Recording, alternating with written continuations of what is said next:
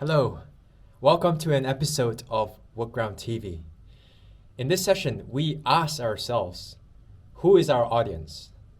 Who will buy our story with the least resistance? To do that, we use empathy and first principle thinking. So, enjoy.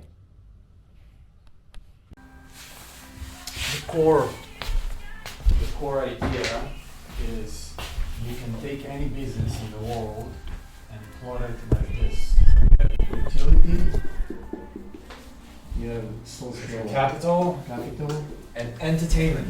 yeah. And if you're looking, I will tell you a short story. Yesterday, I'm like learning about Web3 and the future of the internet, trying to understand what's gonna happen. So I assemble a team, and we're meeting every week. We are reading. We have a Notion page. We're going to share with you, and we're trying to understand what's going on. And so part of it, I'm like reading stuff just to educate myself. And yesterday I read an article about a company called, I don't remember the name, but they build a game. It's called Axie. Axie. Are you familiar? No. But basically, it's like Pokemon stuff. So you have like characters. I can show you later, but it's like a small dog or something. And then you have breeds, and every dog has its own, or creature has its own attributes. Yeah. And basically, you fight against other teams or the universe. You have quests. So it's like any other game that you know. Yeah. But the business model is very different. They have their own economy. So if you play, Fortnite, and you want to buy a suit or, a weapon, you need to pay to Fortnite. Yeah. You need to have like an internal wallet, and you have their own currency. They said, so there are the two models, 2 or 3, free to play. So you download the game, you start to play, but if you want to get better, you need to buy something. Some games, it's like you need to pay to win, because it's not possible to really, you need to buy lives and stuff. And this game is pay to play. So they are paying you to play. Yeah. So every time you win, you get some kind of a currency, which is crypto, and has real value. You can trade it. Okay. Yeah. So it exploded during the COVID in the Philippines because people couldn't work. Suddenly they started playing 8 hours a day. Yeah. And they're earning between $400 to $1,200 a month just playing. Yeah, that's significant. Wow. And then other people start to fund those people, companies. Okay. Yeah. Because in order to play, you need to buy those creatures. It costs between $300 to $1,000, depends how much money do you have. Yeah. And then they give you like $300 to say, okay, start play, but we're gonna have a cut from your earnings. I see. Yeah. And the thing is, 95% of the revenue is distributed to the players, only 5% going to the company. So they're building their own economy. It's a state. They're gonna do other stuff, and that's really interesting because it started with entertainment and social capital, but there is utility in the end. You can trade your money. Yeah. It's real money. Nice. Right? And what you see right now in every project in the Web3 that really, let's call it successful in terms of revenue, even if it was a high, because some projects like started like this and then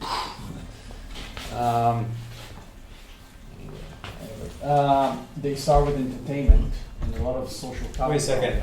Can I move this to the speaker there? Yeah? Yeah. So I'll connect it to the speaker there. I'll play sure. music. Yeah, sure. Yeah, because I hear the same project. Mine. I hear the same project 2 or 3 years ago. Yeah. With a cat. Yeah, so it's a Kittens. What's the same? Okay. And you were breeding kittens. Then you have another one. Yeah. You can sell it, and that was a high. Yes. Yeah. The kittens was exploding, but then it's crashed. This whole economy. Now I don't know how many people are playing those. Nobody. But this is different because they're building a real economy. You Yeah. can really use the money, and you can advance. It's not just breeding. You can build teams and stuff, and it's helping people to make a living.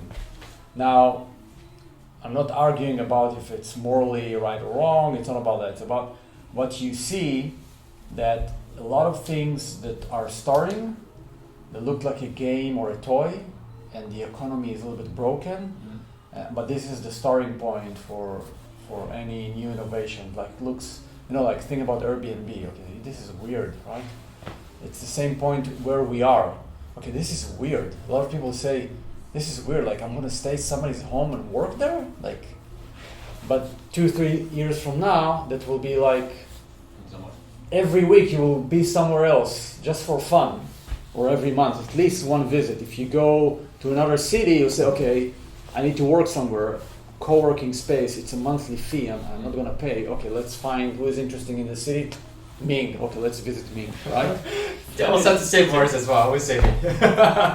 So suddenly you open a new economy. Yeah. But when I start thinking about it, when I draw if you will see in the mirror, it's like starting. Where is the starting point? What is the attractor? The hook. Okay, like the core promise.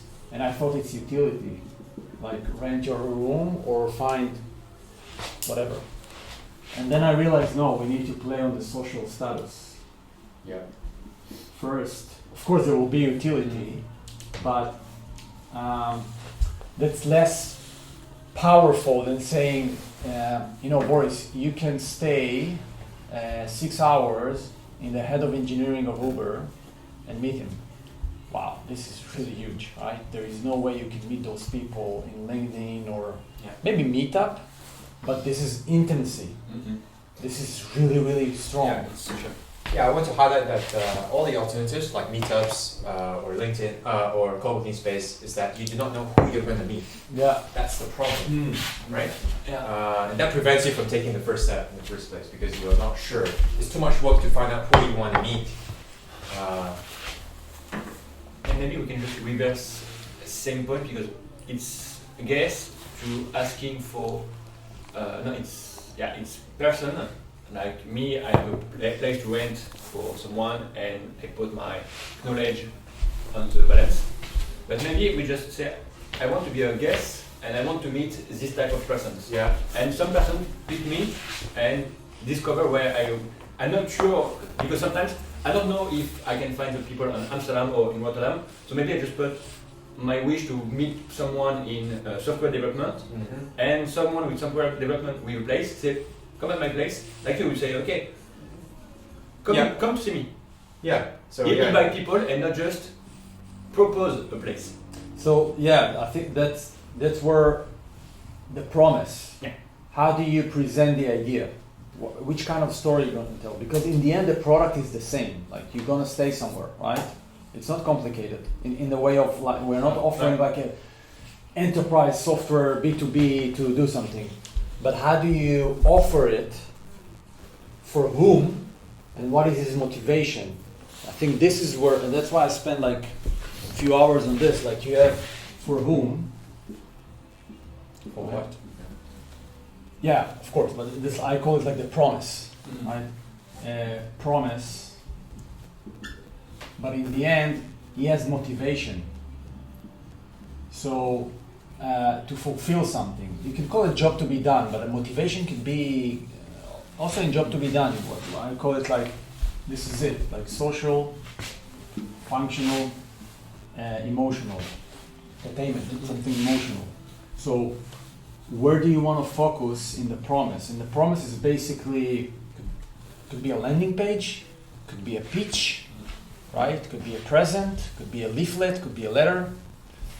But based on this people and this promise, what is the best channel? And CTA. Because if you are selling a Rolex, you're not going to sell it on the street here in the corner. You need to be in a specific street with specific setup, right? So you need to match your promise to the people with the right motivation, with the right channel and CTA. Otherwise, people like, and I think I shared in the video yesterday.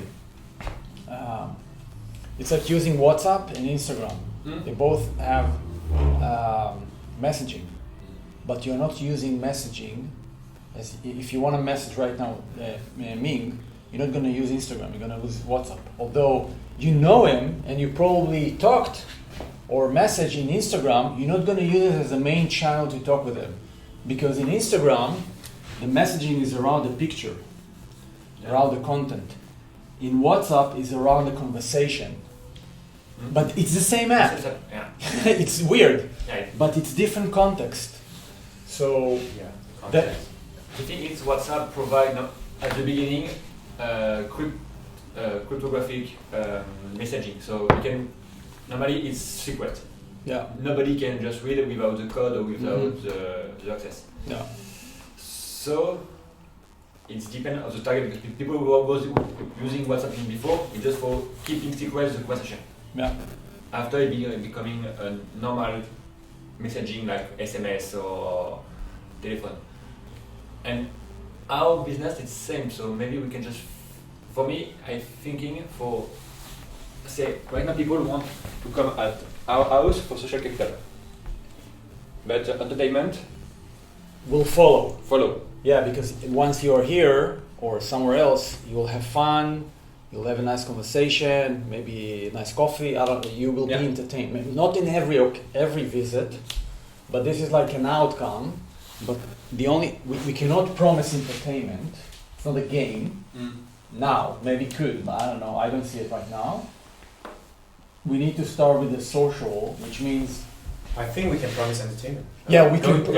Maybe I I don't see it. I don't have the story. Maybe if you have a story to tell, how do you sell? What do you sell first, right? What's the first thing? Why? The promise is that why should I care? Why somebody should care? So and it should match my motivation. Yeah. So let's talk about the motivation. Yeah. Let's talk about. Yeah. So I just the question was, what did I learn? Are you still talking about that? So I think what I try to explain, which is also the discussion for today, is if you start seeing the future, even if we're not going to use crypto to incentivize people, which is an amazing idea, because maybe just to say something about this whole economy of Web3 is about set of beliefs that the new protocol, we can tell new stories. With blockchain, we can do something that it's not true, but this is perception. We couldn't do before, like collaborate. So if you use Brave browser, do you know Brave? So you can be incentivized if you see ads. Yeah. So they are changing the way of collaboration. You're not a consumer anymore, you're a participator. Why? Because we have a new protocol. So for example, a bunch of people decide to buy, there was an auction, buying part of the US Constitution. Like half a page, I don't know. And they created they call it a DAO, whatever, it doesn't matter, like a group of people. They raised, I think in a few weeks, $50 million or $150 million, something like that. Now they couldn't do it because legally they need to open a company, but doesn't matter. The idea is like suddenly people are willing to participate and imagine new stuff, even if they're not possible legally. So there is a DAO right now. They want to buy NBA team, and they raised $3 million already, right? And they have a roadmap. So what I'm trying to say. It's not about Web3, it's about people's perception right now. It's going to change really rapidly because crypto is a $3 trillion economy right now, which is huge. How I'm going to be incentivized, where I'm going to be, who I'm going to meet, which kind of dream I'm going to pursue. So it's a lot about this, right? Playing a game, social capital, and utility will follow. That's like the promise. Maybe because if we talk about crypto and NFT, maybe we can create for each people to create a place because my place it's typical because my place it's nearby a forest, dune, and seaside. So we can create an NFT maybe for my specific place, unique, and we create not a bunch of NFTs, but NFTs for one place. And more people come, more my NFT take money and become bigger, and I want to have the best. And my NFT grew up faster because I'm the best guest. I have a great review, and my NFT is become rare. I don't understand how you can become an NFT. Like, because we can create everything with NFT. So I want to stop this. There is two kind of discussions, and I think like either we're looking at ourselves as Web2 company, we are an Airbnb in the model, right? Yeah. Of course, we have social part, so it's different. So it's called network marketplace. This is the name. Or either we're looking at ourselves for web. I think this is too complex for now because it's going to slow us down. Yeah. I'm not an expert. Nobody knows that. And it will take us time to embed this kind of thinking. Maybe it's too innovative. For now. I'm not sure. And I think this is like a leap. Yeah. If we had more time, yes. But I want to start testing the core idea, which is different here, by the way. It's really different. So I'm not saying no, I'm saying not today. We can have another session just to brainstorm and saying how this kind of model looks like in Web3, because it could be part of the promise. If you join, we're gonna, in the next half a year, we're gonna introduce different kind of incentives. Yeah. So for example, the NBA, those who wanna buy an NBA team,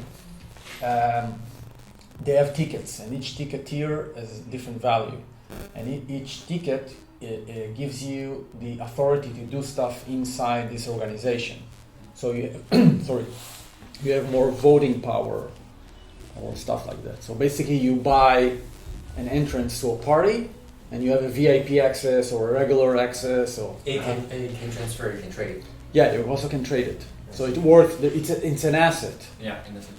Of course, they can fail, and then the asset worth nothing. But a lot of people start to believe in it, and they raise $3 million, almost $4 million in.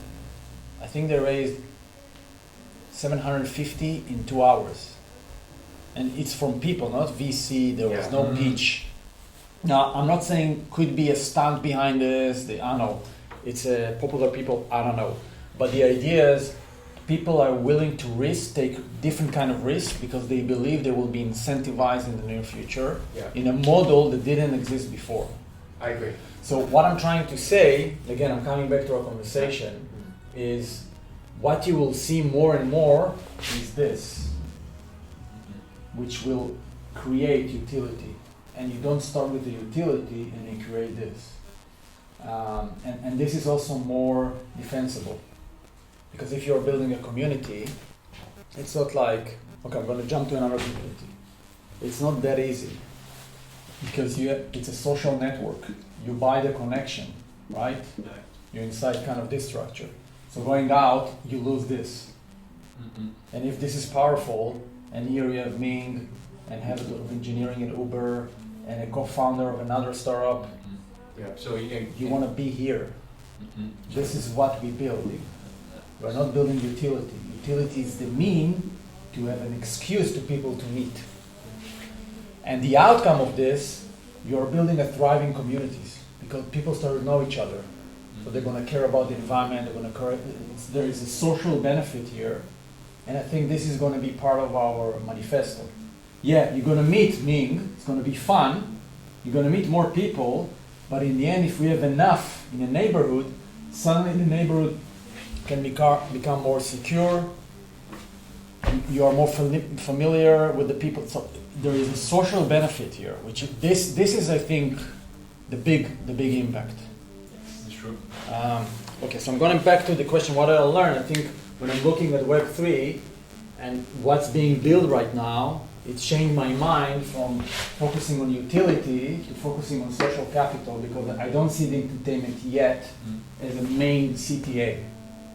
And if you understand this, you're coming from here, you want to play on the social part of their motivation. So that also tells you who should be here in the beginning, because our whole idea right now, we are talking about the seeding strategy. As we said, this is the assumption. We need between 50 to 100 profiles, people, as a hosts, to start selling this. Mm-hmm. Otherwise, you go to an empty party, like you're looking for, there's nothing here. So, who are they? This is the main question. So, according to this thought process and model, it's an exclusive group that might be only invite only, with high profile people, professional. Either they're artists, creators, designers, software engineers. They're not juniors in the beginning, the hosts. And they have a sense of social status. They want to meet each other, even if they don't know it. Because if you ask them, say no, but it's like, it's human motivation, basic human motivation. Now, if this is true, what I'm saying, right? The only question is, of course, there is the product, but where do you meet them? What is this call to action or story, right? So, for example, it could be a LinkedIn message, could be Facebook ad. So I started to plot a lot of ideas, and then having some kind of, if you plot it based on 2-3 principles, you start placing each idea. And you start realize this is where we're gonna start. So that's what I want to do today, to review what and take your questions, comments, and maybe discuss it, to break it down. See if it's not about agree. Do we really understand it? Or you saying, I'm not sure. It's not about consensus, because it's not working consensus. Mm-hmm. But you say, okay, this is the best version that we understand. Now, how it's going to look like, the 2 questions, in the gathering, the seeding, and onboarding. Because onboarding for head of engineering or co-founder is very different than, I don't know, different kind of audiences. Yeah. It's not going to look the same. So it needs to be also look exclusive, interesting, fancy, right? Mm-hmm. So you need to pay attention to the details on the onboarding, in the design, in the copy, in the experience, right? So this is like and once you have it, now I will start, you can start answering the question, okay, I can do this, I'm interested in that. Like for you, because you asked like, what is my role? Yeah. In startups, in the beginning, you don't have roles. Yeah, sure. It's like, who is the most skills, has the most skills to do this kind of job and help get a help from others, right? Right. So it's not about, I am head of operation. Okay, we're not there yet. Yeah, I can say I'm growth, but because it's my expertise, I'm not giving myself a title yet. Yeah. It's weird, right? It's like it's good. So we are when you play cards, you're Joker. Joker. You're a Jake of all trades, something like that, right? Yeah. Now the question becomes, where do you want to be? What do you want to do? What like drives you, right? Because you need to wake up in the morning and say, "Fuck yeah, I want to do it. Like this is cool," and not like, "I'm afraid, I'm not sure." Okay, don't do it, like, because it's not going to work.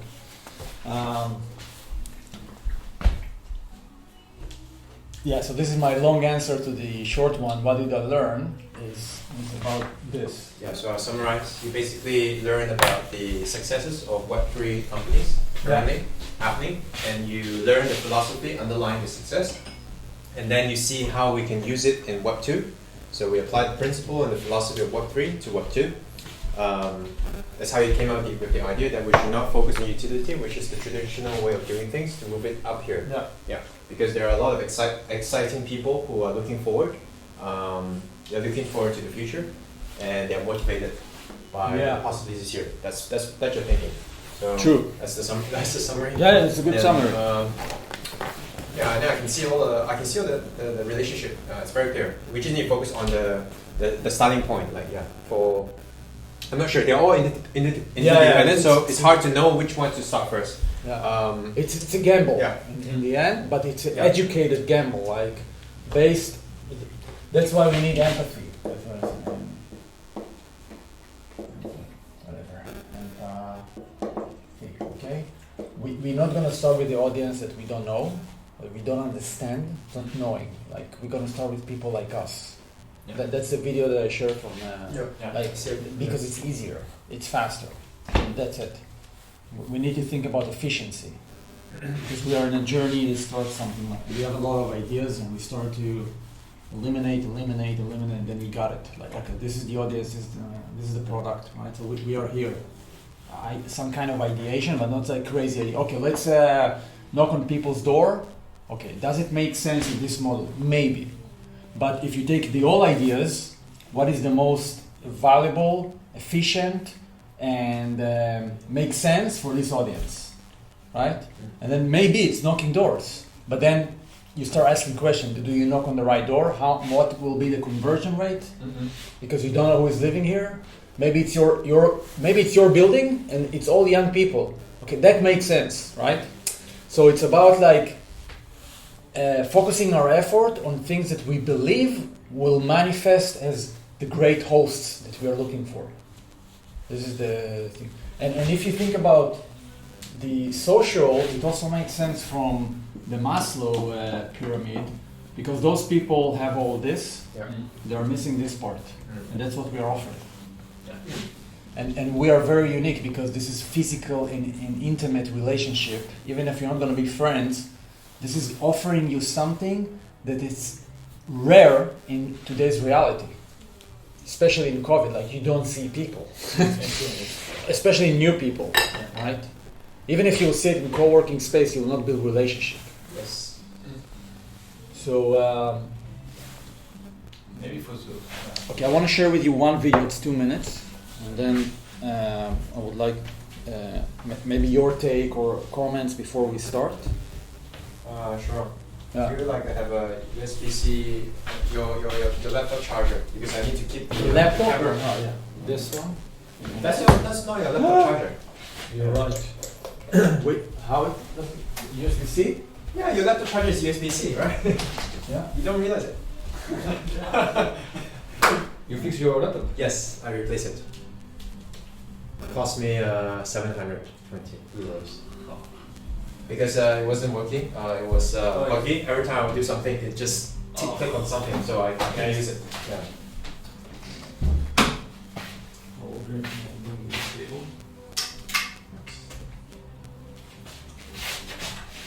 I think did you answer all the questions? Is there like something that would? Oh. Having fun. What did you learn? There's another one. Can I unplug? Yeah. This one. Yeah.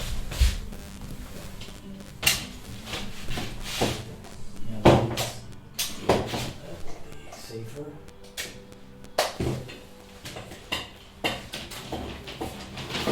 The question was, am I enjoying it? Did you learn something? You waiting for the next conversation? Yeah. And the future. You waiting for the next conversation? That's a weird question. No, but it's like a feeling. Do you feel like excited, or you know, it's you know. Yeah, I do feel excited. So I think I still cannot believe how I met you, Sharon. And also, yeah, Boris. I just cannot believe it. It's just crazy, right? Yeah, good. Like, it was so nice of you to be so resourceful and so initiative to send me stuff. Like, you really care. That touched me. So that's why I wanted to talk to you. And then Sharon, yeah, it was. You know how I found you? Is I was interviewing for a marketing role, right? So I basically had like 10 candidates applying for a job, and I have all of them interviewed by Greg first. Boris was one of them. Yeah. And the one candidate which I decided to accept is Justina. She's a Lithuanian girl. But in the end, she pulled up. You told me. Yeah, but then she sent her an offer. Yeah, right? Yeah. Huh? You sent her an offer. Yeah, that's right. But she said that she could not deliver 100% of her time because of university commitments. But in the end, she told me about growth mentors, and that's how I ended up signing up for an account in growth mentors. And then randomly, I was trying to apply for anyone, and you just so happened to be one of them. I don't know why. And I was close to giving up on you because you rejected my first request. Yeah, right? I told you. And then you said you could send me an invite, but you did not. Yeah. I was like, oh, is this guy responsible or not? I gave him a chance. That's how we had the meeting. Yeah. Yeah, it was lockdown. It was tough. Really tough. Yeah.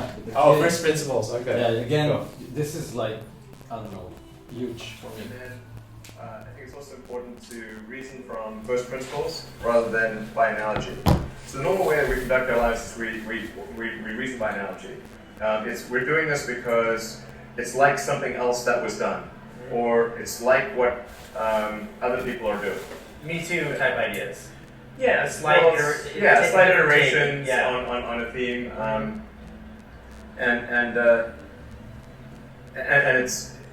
it's kind of mentally easier to reason by analogy rather than from first principles. But by first principles is kind of a physics way of looking at the world, and what that really means is you kind of boil things down to the most fundamental truths, and say, okay, what are we sure is true, or as sure as possible is true, and then reason up from there. That takes a lot more mental energy. Give me an example of that. Like, what's one thing that you've done that on that you feel has worked for you? Sure. So somebody could say, and in fact people do, that battery packs are really expensive, and that's just the way they'll always be, because that's the way they've been in the past. You're like, well, no, that's pretty dumb, because if you applied that reasoning to anything new, then you wouldn't be able to ever get to that new thing. Right. It's like you can't say, horses, nobody wants a car because horses are great and we're used to them and they can eat grass, there's lots of grass all over the place, and there's not like there's no gasoline that people can buy, so people are never going to get cars. Right. People did say that. And for batteries, they would say, it's going to cost, historically it's cost $600 per kilowatt hour, and so it's not going to be much better than that in the future. And we said, what are the batteries made of? So first principles we say, okay, what are the material constituents of the batteries? What is the spot market value of the material constituents? So you can say, okay, it's got cobalt, nickel, aluminum, carbon, and some polymers for separation, and a steel can. So break that down on a material basis and say, okay, if we bought that in the London Metal Exchange, what would each of those things cost? Like, it's like $80 per kilowatt hour. So clearly, you just need to think of clever ways to take those materials and combine them into the shape of a battery cell, and you can have batteries that are much, much cheaper than anyone realizes.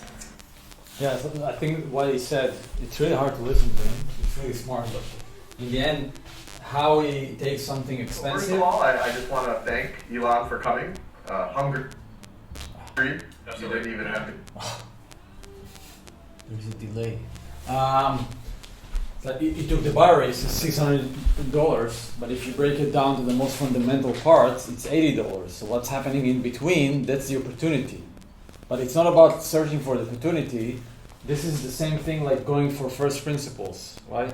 I'm going down to the most fundamental questions, and I'm saying, okay, let's learn what Airbnb did, which I'm not going to start a conversation why it's so wrong. Science-based, why it's so wrong to take a study like what somebody else doing and just copy-paste or even use the tactics. This is for another time, but if you break it down to the most fundamental, those are the questions that you need to answer. Why, for whom, why should he care? What motivates those people? Because it's not about of course there is some kind of aspect of their age, social economical status, right? But it's not their main motivator. If you break down human behavior, you will figure out it's their culture, language, right? The place that they're living in, their friends. This is what really influenced them. So I'll give you one example, really, really great one. Because I was taking a few courses on social change, how people changing their behavior. So they did a test, A/B test. They wanted to introduce more sustainable electricity to homes. I think it was California. So they started to like leaflets, and each leaflet was like multivariant test. Each leaflet, the call to action and the story was different. The product was the same, like switch to a green energy. I don't remember the whole story, but the point was, okay, one is it's better for the environment, it's cheaper, whatever, right? The last one was 8 out of 10 people in your building already changed to green energy. Yeah. When they came back and asked what made you to change, the answer was because it's cheaper, or it was they have like a rational reasoning. But if you look at the stats, it's people that really convinced the people is those who got the leaflet with your neighbor changed to green electricity. So we think we have independent thoughts, but our decision making is a social decision making. So you're more influenced by your surrounding, your friends, your family, your culture, even if they're not around you. And that's what makes your decisions. Yeah, so decisions is based on only two things, intuition and emotion. You might think it's logical, but it's not the case, right? Like you said, it's cheaper. We always think that, we made a decision based on logic, it's cheaper. But actually, it's always boiled down into intuition or emotion. That's all we need to know. So yeah. I will say, if I say like logical, probably it's like roughly, 40. Well, we don't know. Yeah. You don't know. 20. Yeah. There is rational, but it's in the end. I'm saying in the end. Yeah, because you start here and then you tell the story that it's rational. Yeah. Right. Yeah. But this is the whole bias, economic. What's the name? There's like a whole body of knowledge how people are biased. Survival bias, or this kind of. I think there are 120 kind of human biases in decision making. So in the end, if you understand, if we had like somebody knows psychology or economical psychology really well, you could explain it better than me and saying, okay, what motivates based on research, those kind of people. So we make some assumptions based on what I see, what I understand, myself, people around me, and saying, okay, this is where we should focus. And I'm boiling down to those kind of questions and answer like, what are the fundamentals which will drive, because it's a change of habit. You're sitting here, nobody's here, suddenly you need to invite somebody or go somewhere else. Why? What's the right? Yeah, so like the first principle is basically try to boil down such that we are able to understand what is the intuition and emotions behind every decision making that we do, right? Well, like first principle. In our context here. Another way to think about first principle is higher order thinking. So when you make a decision, you always have a branch like yes or no. Normally we stop here because it's easiest, right? Then we make a decision. But this is called like higher order thinking. It's where you actually drill down even further. So why no? Then you get another yes no. Obviously, the deeper you go in the network, the more brain power we need. But actually, the more you drill down, the more you get to the fundamental. So this is an easier way to understand than trying to understand first principle, because we do not know where is the first principle unless we start from this progression. Yeah, he's talking something very technical like batteries, so it's easier. Human it's almost impossible because there's a lot of factors, but you make like some kind of assumption and you build from, this is a theory. Okay, this is true, this is true, this is true. Based on those understanding, we build our marketing. So that's exactly what we are doing. I will also say that, and he said it, people don't do it because it requires more mental effort. And the thing is, the bigger answer is our brain wired to survive. So he's always, this is the science part, the neuroscience part of it. He's always looking for the cheapest solution. This is why we eat chocolate or those kind of things. What is the cheapest solution, the most cost efficient? Because if you will, the brain, if he will consume less than he put like, it's like an equation. If export of energy is bigger than consumption, you are dead, right? So thinking more is not efficient. So it's weird, but this is how evolution works. And that's why I'm spending usually people, okay, I think I know the demographics, let's use Facebook ads, because it's like the Easy way. yeah, because you do an analogy. Yeah, I've worked there. It's helped us or I read this article, or I learned marketing. But what we are doing here, and we will keep doing, is really go to the fundamentals. Yes. Yeah. Because for me, when talk with intentional and emotional, you need to put more intentional because it's faster. Intuition. Yeah, intuition. Not intention. Intuition, it's faster to understand because when you say it's faster to think. Yeah. Intuition, right now for me, when I say it's, I want to earn money because my rent is expensive, I live lonely in Amsterdam, Yeah. my salary isn't enough, so sometimes I need to pay my rent and it's hard time. Yeah. And the emotion is, I'm lonely because if thinking, I'm a lonely person on Amsterdam, I'm working with COVID.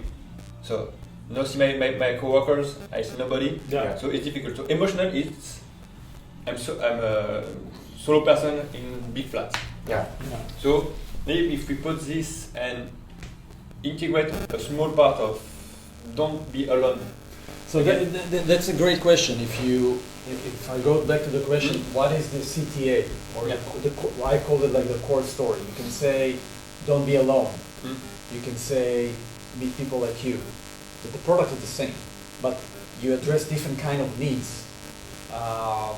And that's why I'm saying, you can say, if you go back to the needs pyramid, which is not really a pyramid, it should be something like that. And sometimes this is more important, sometimes this is more important. This is what drives you. But let's say it's a pyramid just for the sake of conversation. What do you want to address? Yeah. And for whom? Because if we are looking for people that are more professional, not senior, but they're not too young, and it's not really about money, then it's about social status. If you're looking for people that don't want to be alone, okay, that's another need. I'm not saying it's not part of the solution, but it's not the core story. Now, it depends where we are in our growth mechanism. In the beginning, the seeding, right? We're talking about seeding, in the seeding, my offer is if you go to demographics, is like between 25 to 35 probably. People who live in a city. They are professionals. It's not like they came out from university yesterday, and they have they want to meet people like them. They're working alone, so yeah, they're feeling lonely, but it's not their core motivation. I don't want to address. I don't think that addressing loneliness is more powerful than meet people like you. Because loneliness feels you like, yeah, sucks, bad. I want to address something like, oh, wow, this is interesting. It's like, it's not a pity conversation, it's like a better future. Now, you can argue and say, no, let's address the loneliness because that's what I feel. And now it comes back to what is the story and where. Yeah. And this is the boils down. Because if we agree on the core audience, right, and you say, okay, great. Now, how it look like where? So let's start with the SFE. Let's start by, because we are talking about empathy, right? And then we're talking that we are the best subject to do empathy on, right? Yeah. So let's try to understand ourselves, the three of us. Let's try to find something common between the three of us, right? Let's do that. Yeah. Start with that by creating a list. Sure. What makes we us and why we are so attracted to Workground. Yeah. I think that's a good start because we are applying that empathy on ourselves. So the question is, what is the core motivation? What is the common characteristics of Boris, Sharon, and Ming?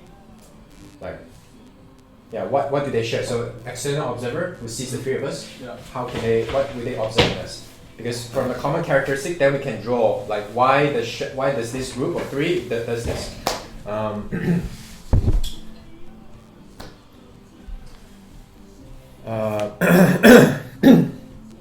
I think.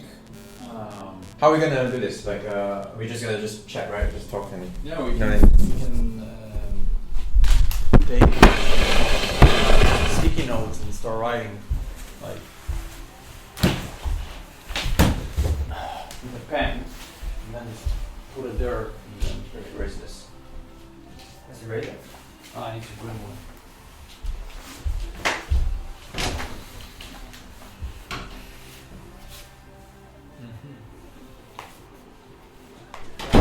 What makes you you, Boris?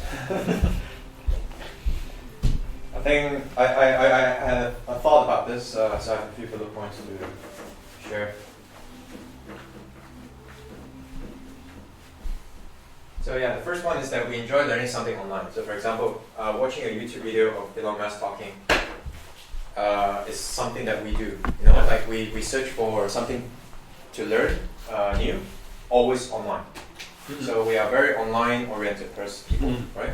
We're very, very connected online. We're always searching for people from the United States, what they're doing there. Yeah. Right, is that true? Yeah, it's true. So these are online. I don't know what I call them. Yeah, online experience, Yeah. online learning, because we want to learn faster and anywhere. Yeah. So that then we can ask why we are that way. You know.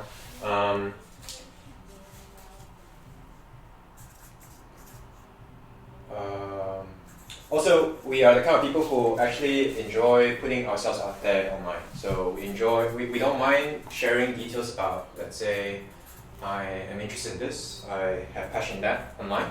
So you're not that kind of person who is very, very picky about privacy, you know, like, oh, I don't want to share this, I don't want to put my photos out there, I don't want that. So it's like we're just a lot more open online. Yeah. So there's a different kind of people, right? People who are online but then don't want to put stuff online, and then there's the people who are, I think we are on that side. We enjoy meeting new humans, professionally and non-professionally. So it's not like we spend 90% of the time just want to meet people professionally so that we can grow our career. No. We also spend equal emphasis on meeting people that is like hobby or like something else, right? Like, so this is important because Workground is a place where you can meet people professional in a non-professional setting. So that's the unique thing, you know, that's the promise. It's new. So every time you want to meet professional, you always go to a networking event, and in a professional setting it's different. Now you're meeting people professionally in a non-professional setting. New experience, unique. And that fits us because I 50-50, you know. I want to meet people professional, I want to meet people, another engineer. But at the same time I also want to meet a drone pilot. Yeah. And we can discuss for your last, when you show me the last trip in Norway, so I discovered a new vision. Oh. True. Yeah, because I love to when I come to a new place, because imagine when the first time when you meet each other, it's the first time that I apply for becoming a guest, and we just discuss of the knowledge of each other, and I say, I go in Norway, do you want to see? And we discover more the perspective of other, and we learn from other. Yeah, that makes sense. Okay, so to add on what you're saying, so we are the kind of people who, when we meet people, we don't see it as a transaction. Where, so like when you come to my place, it's not like you expect me to hire you. That's it. You actually wanting to know more about me. So there's some degree of open-mindedness in among three of us. It's very unique. Some people are very transactional. Don't know how to define that. It's not seen a business opportunity. You just see a people interesting to meet and to discover and learn something. Yeah. This one I'm not sure about two of you, but do you enjoy making money while having fun? And we are proud about that.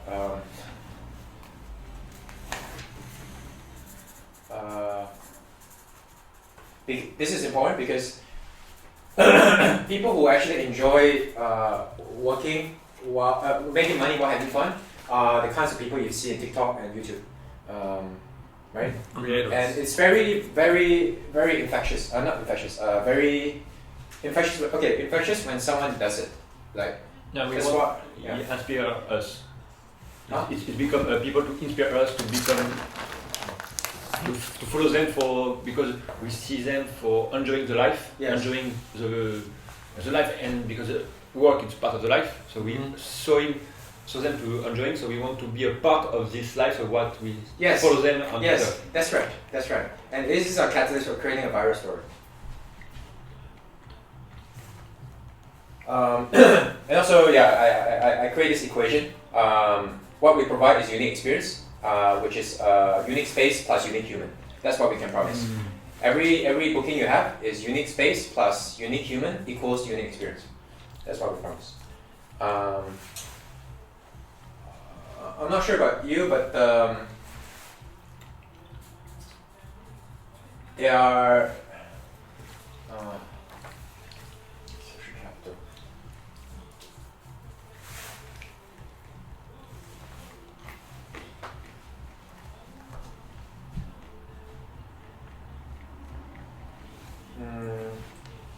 Well, whenever I have doubts about saying, because I'm not sure if it applies to the three of you, but I'm just going to say it anyways. Yeah, sure. It's So- not about being right. Yeah, we see unique experiences as the best form of social capital acquisition field. Can you expand it? Yeah, maybe just think about it.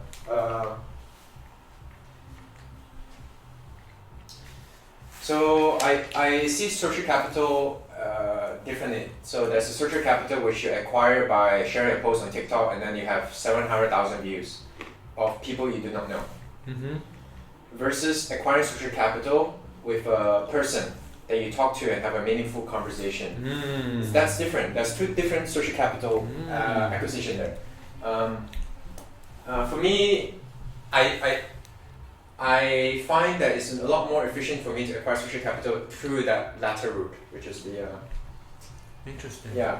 unique experiences rather than posting something and then viewed by thousands of people. That's different. So to me, that's how I see it. And we validate. So we actually acquire the reward by telling stories. So we validate our social capital acquisition by telling stories. So, for example, I met Sharon or I met Boris. That you guys have given me the social capital, but then I validated by telling you guys about to other people, right? Interesting. That's okay. So that's how I see it.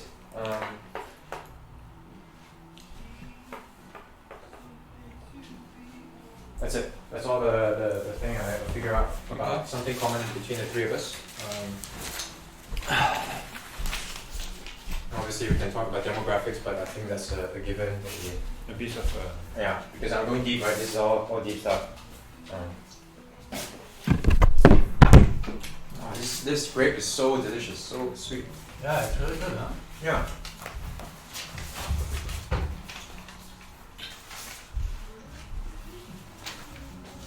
Okay, I'll translate it later. Where can we get more hot water? Sure. Can I? We'll bring the pot.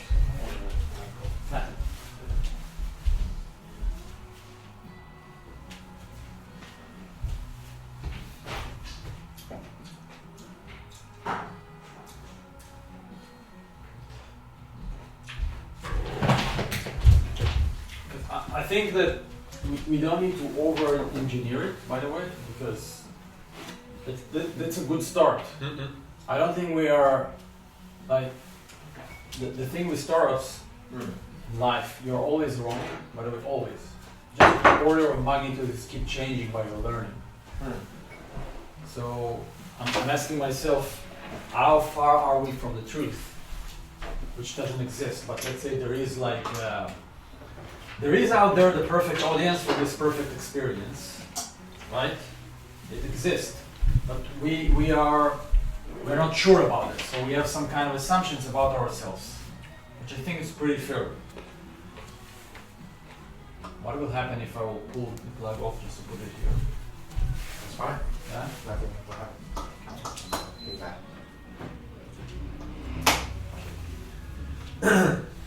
Because it turned off the light. So, do we have? I think that sounds like I will maybe add what I just said, which is more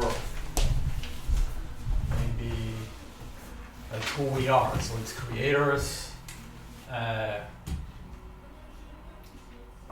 engineers, tech related, art, some kind of an art, design, remote, right? People who work anyhow remote. And I added like professionals, pros. So this is more demographics, right? And you can say between 25 to 35.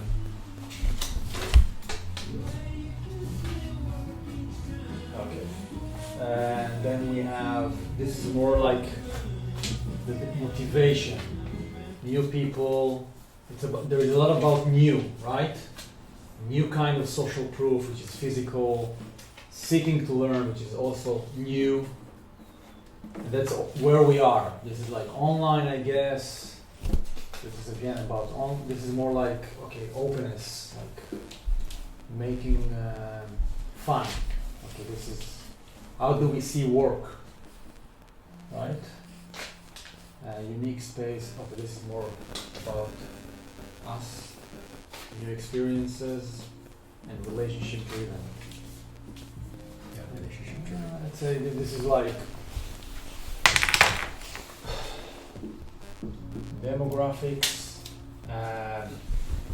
motivation, and new, something about new, like exploring, which is kind of, but there is a lot about exploring. Yeah. Seeking to expand. Yeah, it's like there is growth, or I don't know, whatever you can call it. Yeah. People with growth mindset. Yeah.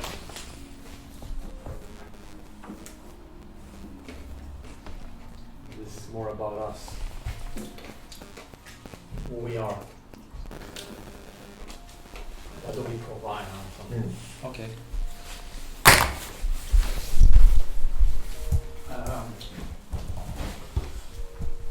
So obviously we can ask why, further whys to all this stuff, right? To then understand what is the underlying motivation, and then what are the challenges for people like us to reach that, what we want to achieve, right? That's the SFP framework. What do you think, Sharon? The underlying why.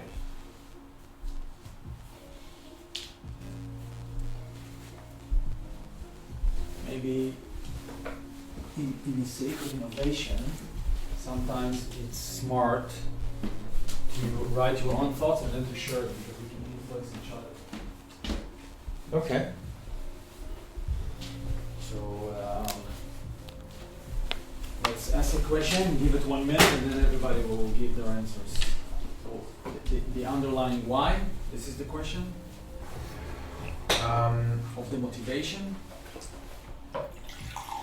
So we just explored the characteristics, right? I just talked about the characteristics of what make us, the three of us, a group. Yeah. Like they are characteristics. So by asking the why we behave in the way that I just described, will then reveal the motivation. So reveal a much deeper. That's what I was thinking. Then from there we can then outline what are the challenges now for us to reach what we want to go. Okay. So let's start with one question, the underlying motivation, the why. This is the first one? Yes. Okay.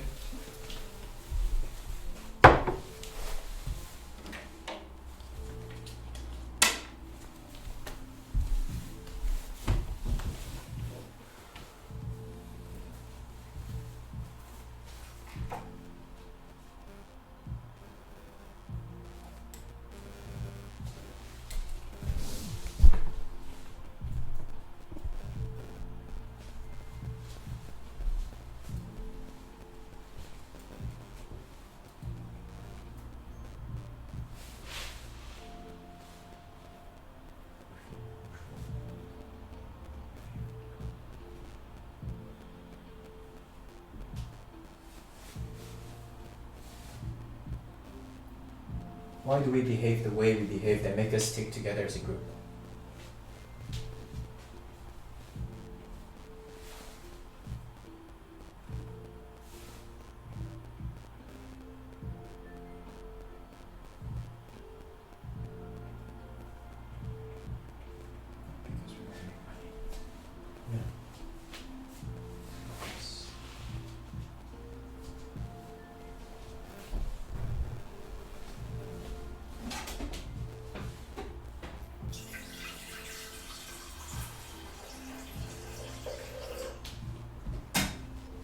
Wow, it's high tech.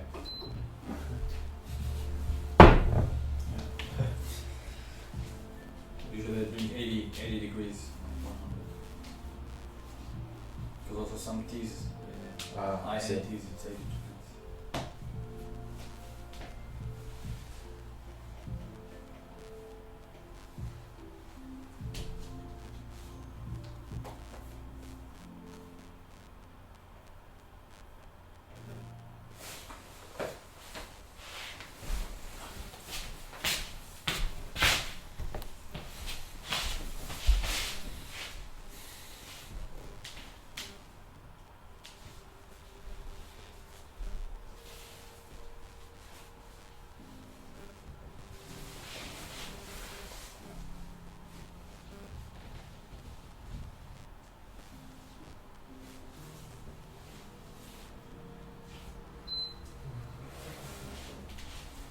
You need to click, and then start.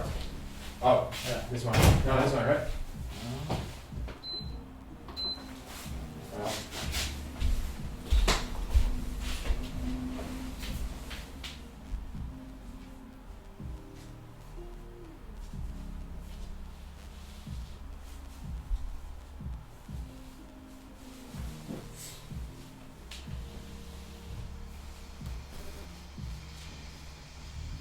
I'm ready.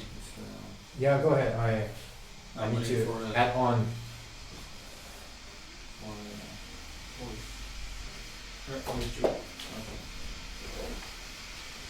So it reminds me my old philosophy and what I know about communities. I think if you look at evolution, from what I read and learned, nature favor those who collaborate because it's more efficient. This is our body. Like 97% of DNA in our body is alien. It's not human. It's bacteria, fungus, viruses, and they collaborate. That creates this kind of thing, and this is also how human society grew. Like from hunter-gatherers, we started to build civilization. We started to trade, to collaborate. In general, yeah, no, I'm not a scientist or I agree. historian. Yeah, but that this is makes like sense. the basic story. And the reason is it's because it's better for survival. And especially human beings, we are in a situation you cannot survive alone. Like you're not a tiger. Yeah. You don't have the skill, the tool, the understanding.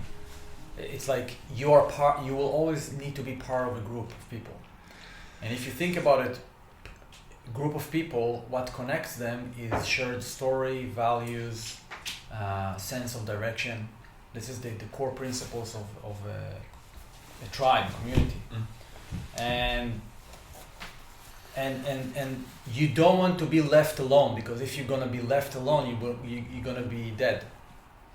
So you strive for connection, you strive for security, you strive for a tribe because the tribe helps you to make sense of reality.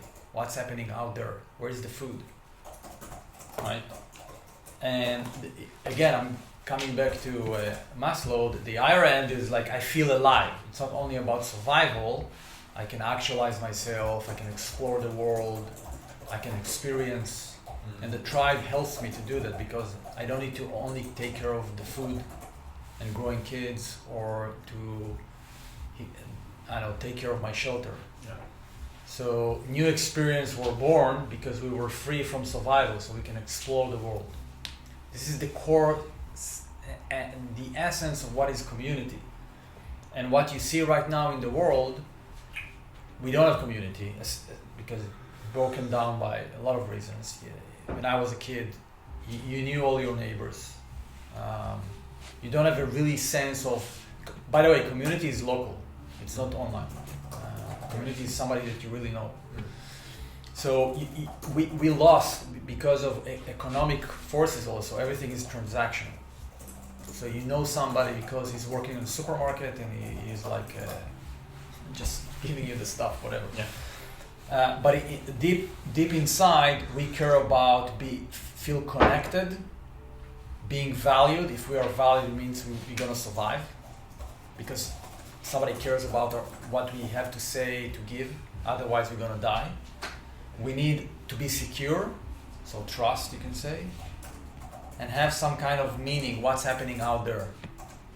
So that's why people join a cult or religion or a political, whatever. They have like a sense of, I know what's happening, what is true, what is false, because it's helped me to navigate reality. There's a lot of information out there, what is true. Mm-hmm. So in the end, it's about belonging to a tribe. This is the underlying basic assumptions that I have why people must to connect. And right now, it's happening in an online environment, which is a fake sense of connectiveness. By the way, trust is being built by scent. You need to smell people to trust them. This is the science part of it. It's like you have a judgment about people in milliseconds. If you wanna, somebody said, mate, kill or eat. Mm-hmm. Right? Who is a friend, who is an enemy? So you can make your mind make really fast decisions about people based on your culture. That's why Chinese people can look similar to you because your algorithm is trained to see Western people. And for them, you look like anybody else because their mind is trained to see Chinese people. This is interesting. This is like how the mind is constructed. Yeah. So I'm coming back to what I just said. Is about survival, and the next step is about feeling alive, to experience the world. And in order to survive, you need to connect, you need to feel secure, you need to have value. Otherwise, people will kill you. They kill you economically or physically, like, we don't need you. Yeah. So there is a fear involved here to not be part of. If you're isolated, this is where a mental health problem. And right now, the last sentence, right now, in society, people are isolated more and more, also because of COVID and remote work. We are offering a real place to belong and to feel part of something. This is like our value proposition, let's call it. To re-establish human connection in the real world, not just online. So this is my story about the underlying why, what motivates. If you have enough survival because you have money and you're a professional freelancer, so you have more urgency to belong because probably you're an atheist or not practicing your religion. You don't have a sense of community because you're expat also, right? Like you and me and three of us. So, but also there is a need to connect, a real need, right? Sure. Yeah, and sometimes we connect with passion. Yeah. Because for me, I connect with people. My first connection in the Netherlands was a fisherman. Because I'm a fisherman and I know the type of people. Because maybe we connect with not with people with physiologic resemblance, but we're thinking with mindset. Because the mindset of fishermen everywhere in the world is the same: sharing, talking, and past experience. I will maybe last thought about this. I think for me at least, work equals this disconnection from people, because usually you either work with yourself.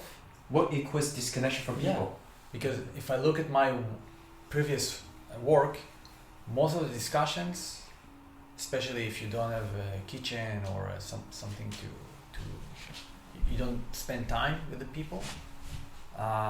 It's only about transactional. I need this from you.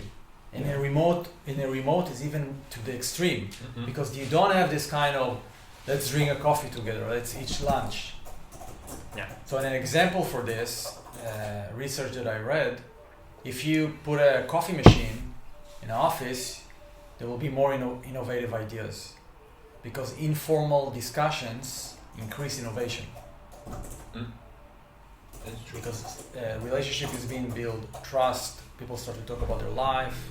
So it's being broader discussions, not just work. So my claim is work became like office, sorry, not work, office or remote. I meant office. Office and especially remote, it's not a place that you can feel belonging. This is my core thesis for the idea that I have. Office before. is not a place you feel belonging? Yeah. Office. Okay. Because in a co-working space, you don't really know anyone. You don't have a lot of place for informal conversations. And if you work in a company, it's all about work, usually like 80%. And if you're in remote, you don't even see people. So this is really to the extreme. Now, I'm not saying people don't care, but the environment itself is not it's not driving you to really to get to know each other and to bring what people call your true self, your not full personality, but other aspects, right? Yeah. So I'm not saying it's everywhere, but I've seen it a lot, that some places are really transactional because it's a hierarchy and whatever, and it's rare to work in a workspace when people have also more holistic presence, holistic conversations. And what we offer is an escape room. You don't need to quit your job. You can still work remotely, but feel belonging. And that's why I coined the phrase, work everywhere, feel local. Or live local, right? You can work everywhere, but still be connected. You don't need to get back to the office. You don't need to get back to your country. Right? So this is my final thoughts about the underlying motivation. No, because that I see directly when you say it's a transactional stuff for corporate job. Yeah. Because I saw a website we provide a secret job. So we have normally with now with Corona time, you're working at home, and sometimes the web developer or web engineer have a lot of time, because sometimes the work in corporate, you have just 2 tasks today to do on the day, and it's done. So it takes 1 hour, and after you have all the rest of the day. Yeah. So sometimes the guy apply for a job secretly with no name, nothing. It's just an ID, and he work for 2 jobs, and 2 jobs pay around 10K per month. So 20K per month for 4 hours of job each. Wow. And nobody knows who work. Amazing. It just just stuff like this. And I saw in USA say, no way, it's impossible. And yes, and sometimes for marketing too, you have the guy who working for a marketing guy in a firm in New York, I don't know where, and he said, I'm working for a project. It's just managing ads campaign. So it take me 3 hours because I'm an expert on that, and I'm selling for 2 other company for managing the business. Is freelancer with security of working with a contract. So it's very strange, man, but it's very close of what you say. It's transactional. You don't be a part of the team. Because it's transactional and there is no belonging, there is higher probability for mistrust, and then to hack the system and to work in 2 jobs or to go to the beach or whatever without anyone to know. But if you really care and there's belonging, you will feel shame, your consciousness or whatever, the drive to do it will be lower. That's true. No, that's And we can read, if you start connecting your neighborhood, as I said, I think you will feel safer, happier, healthier, because we are connected anyway, but the connection is poor. So if we increase the bandwidth and the quality, your quality of life will increase. That's what we offer anyways. That's my thesis. Okay, yeah. So the core problem is that we are having a loss. We are losing the sense of community. Yeah. Right. Which is exacerbated by remote work, and that comes with a stronger need to feel belong. So that challenge creates a stronger need to feel belong. And why do we want to feel belong? then there we ask the why, because you want to feel valued. You want to feel valued.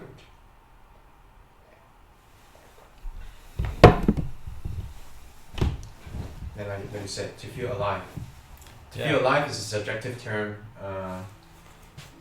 But I think you can objectively think of it. We want to feel valued. We want to be recognized. And the best way to be recognized is to be part of a community.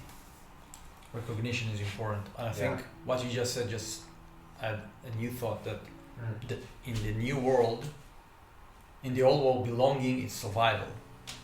Right? If I'm a Jewish and living in a Jewish community, and the probability to survive is higher, especially if you're Jewish. And like if you look at the history. So, but also, I think other group of people, not only Jewish, like small religion, when they together, the belonging is a survival mechanism. But today, the country is the survival mechanism. So you don't need to belong.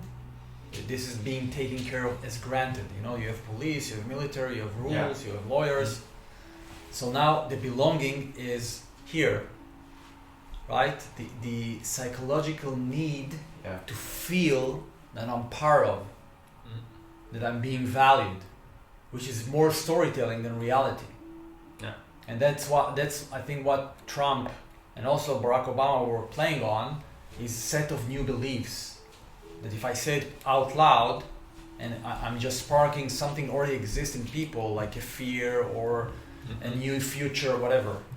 And if you tell this kind of story, suddenly people start to gather around you because you just said out loud what is true for them, which is more psychological need than really need to belong. So we are like fixing, let's call it, the psychological need to find like-minded people and feel belonging and connected, right? And I think physical networking is more powerful than online. Because this is how we really wired to. And more powerful than the national right? It's hierarchy, right? That's the national, like Israel. And then there's the smaller one, which is neighborhood. But now we're drilling it even as down as just one-on-one interaction, right? This is what we offer, which is fulfilling your psychological need in the deepest level. So, which is one-on-one interaction, rather than on a political level. Yeah, I agree. One-on-one is basic. And last sentence, if you look at the emotional, functional, social, basically functional or utility is solved because you're living in a safe place, especially Amsterdam, everything is fine. But the social part, especially in Corona times, is breaking down. Especially the one-on-one, the physical. And I think that's what we offer. And then, of course, utility will increase, entertainment will increase, but the social arena will become richer, more interesting, fun, connected, valued. And because you're not connected transactionally. I think that's what you also said. The starting point is you're interesting. Okay, it's not like I need to get something out of you. Money or a service, like what the baseline is human connection, and then something else can happen. And maybe recognize it. Sorry? And recognize it. Because people with seniority on a field, sometimes he wasn't recognized by the hierarchy. Sometimes you have a best engineer, but if you're working for a company with 200 years of mindset, like KLM, nobody cares of engineers. But you have maybe the best skills for creating a new apps. So Workground provides you the possibility of social stuff to be recognized for your work. Because if you put your profile on, people want to meet you because you want to learn something from you. Because everyone feels good when someone says, we are very nice guy, we are very not power, but knowledgeable guys.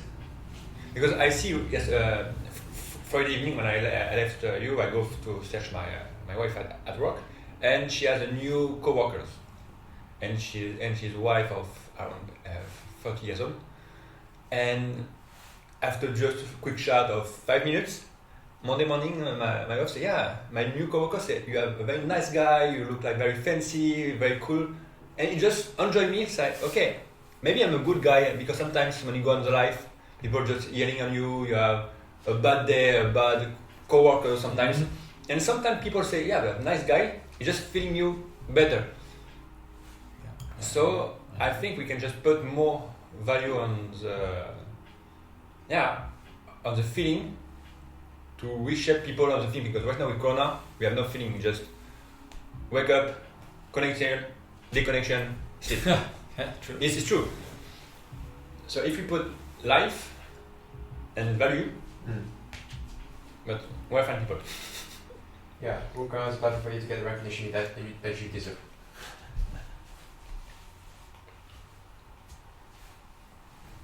To expand the channels where you get recognized for your work and your talents.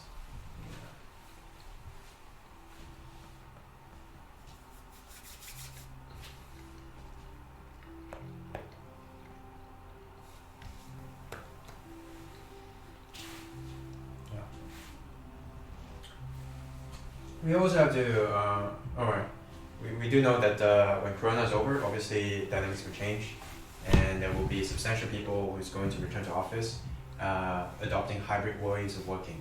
So a lot of the challenges that we might assume now will be gone, right? The sense of community, belonging, because you never know that they might actually find it in the office. Yeah, my freelancer and creator don't never go at office. Because before Corona, he has already home office. It's a pioneer of home office. Pioneer?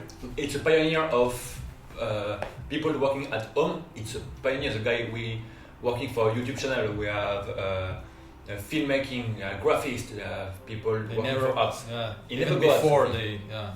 So maybe we can target them people. Yes. Because at the end, when that you say, when Corona will be ending, 1 year, it's becoming difficult for people to not say at the manager, I don't want to go back at the office.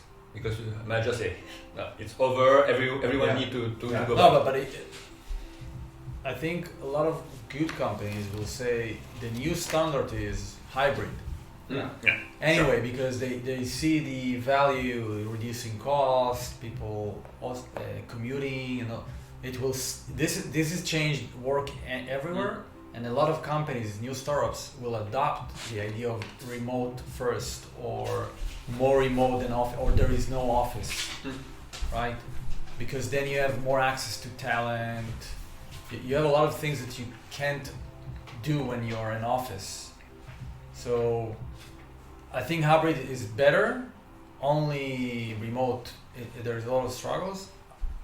Will not go back to everybody's working in the office anyway, and so Corona is a trigger of behavioral change, and how do we see the world?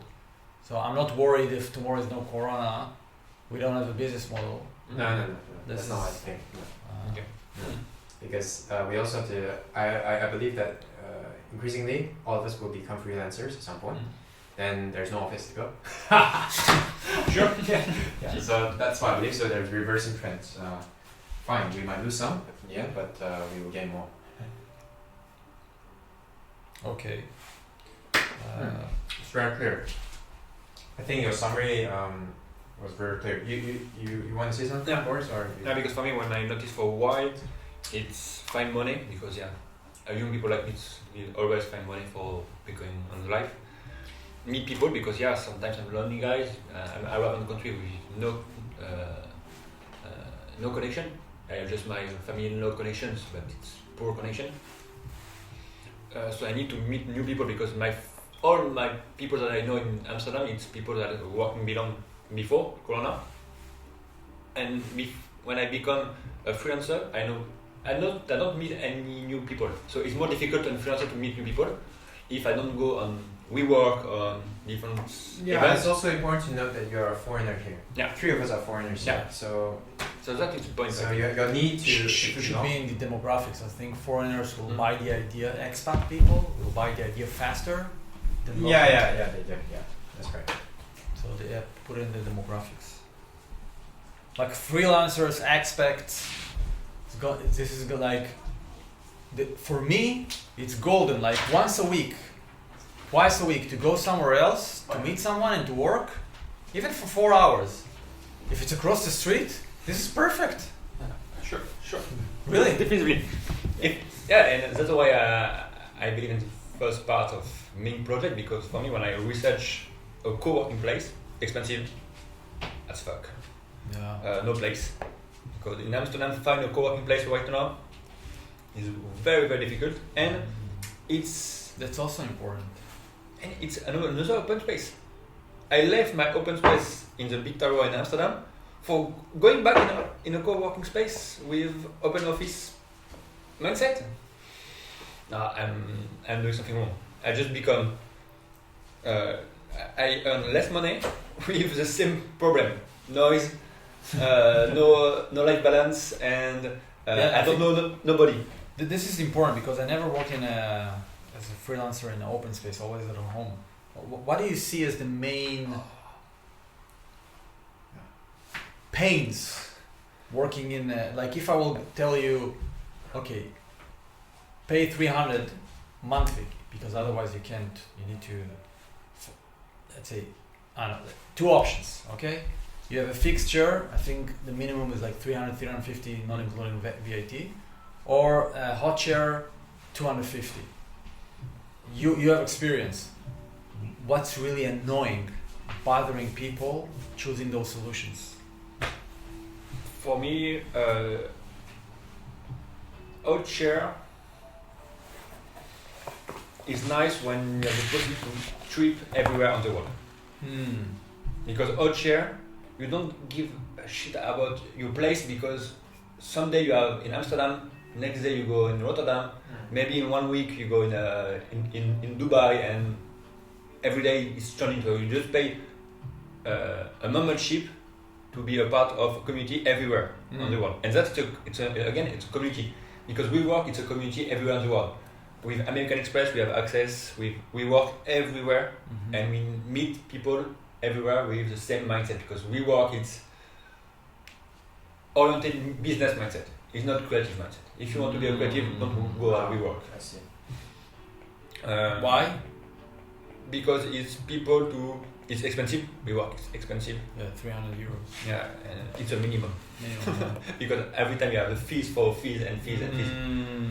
Every time I go for a try, sometimes when I'm just boring, I just call with another email, and I go for free on the WeWork at Amsterdam, just to testing a new WeWork space, and it's every time boring. Boring? Yeah, boring. Because people. Why is it boring? Because I meet the same people that when I'm working for a big company. Because when I'm working in The Rabobank, right? Rabobank and in Amsterdam, in Rabobank Tower, I said the same guys, the guy with the suits or Friday suits, like chief suit, and headphones, MacBook, and you don't talk with anybody. I see. And sometimes when I go between some different spaces, I take a look at the screen, and it's spreadsheet. Every time it's spreadsheet. So this is great. I love it. why you need to spreadsheet and cell phone? Your cell phone is just for connecting. But when you have your MacBook, normally you have LinkedIn. In LinkedIn, it's on your computer. You don't need to phone someone. WhatsApp, it's on your computer. Everything is on your computer. But every time I say, yeah, I'm fancy. Nah, come on. And every time you put some noise cancelling places. You have a small box for calling. Okay, I understand you're calling, but don't go at WeWork. If you want to calling, stay at home. Do your call, and you are more comfortable. You are on space, and people will go on WeWork because they know the space, and it's like office space. And that's what I research sometimes, because when I research to find a place in co-working in Amsterdam, because I need to feel the way to working. I need to feel that I wake up in the morning, I take my shower, I go to the gym, and after I go at WeWork or other spaces. Regus. Regus is nice, but yeah, it's the place where Regus is. It's very shitty. It's in a Sloterdijk, somewhere with no view, and it's flat, and it's all the open space with new chair. Basically, it's this. What is a co-working space? It's all the place with new chair. It's like factory, Yes. right? Right. Spreadsheet, suits, no view, boring, no conversation, come, work, go out. This is like you describing a factory. I know, but because and sometimes when just a feeling when I go on the WeWork in Roman Plain in town center of Amsterdam, it's creative space. If you go here, it's just for creative because it's open. It's the top floor of the building. You will see all Amsterdam, and it's shiny.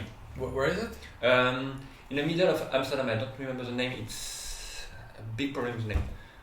But it's middle of Amsterdam, but it's creative space, and the people in the front desk, it's just fun. It's a young woman. I remember every time. It's a young woman with smile and say, okay, what do you want to drink at the arrival?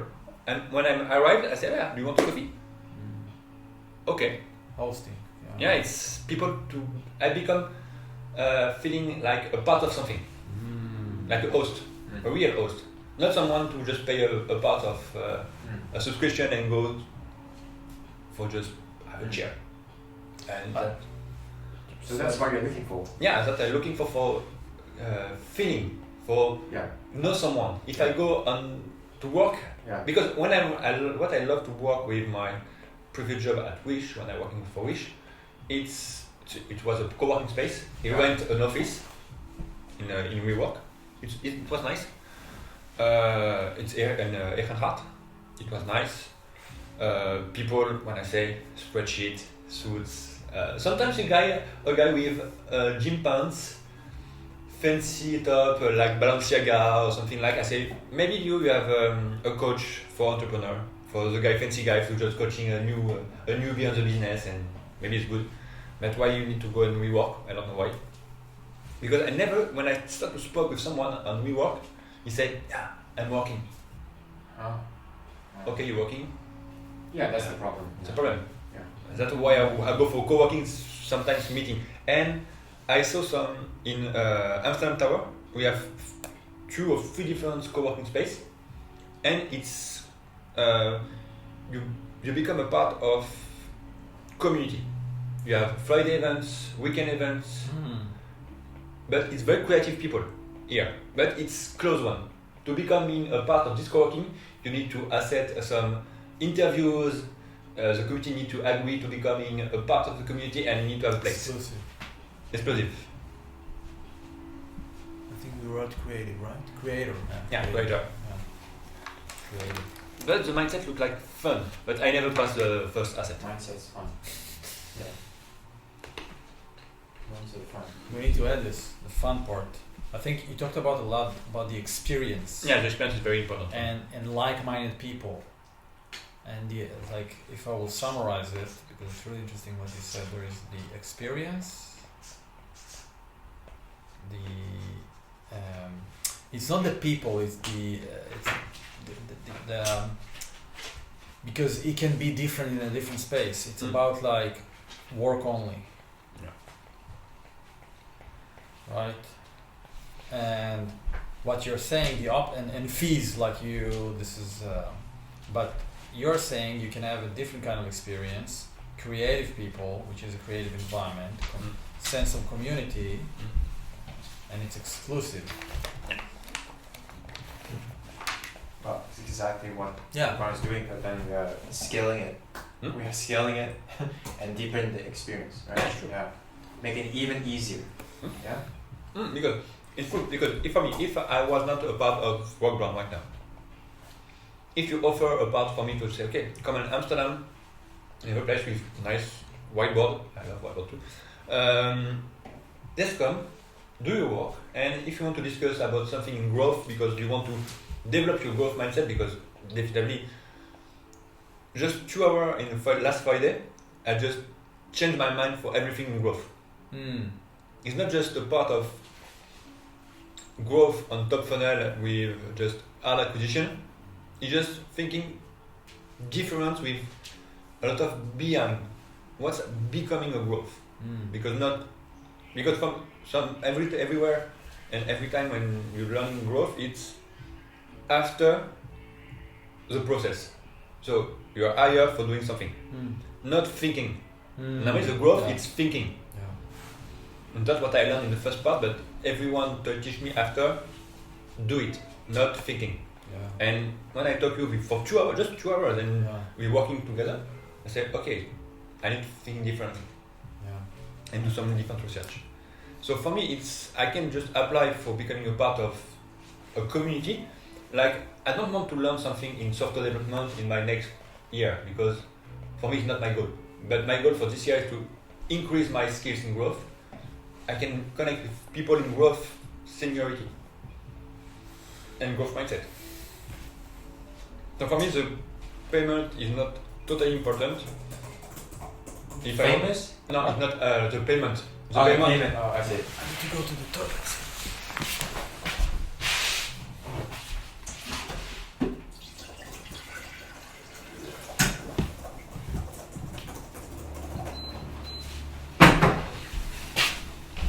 This is a I- really I- great I- discussion. I think, yeah, so underlying all the things you said is that you want to be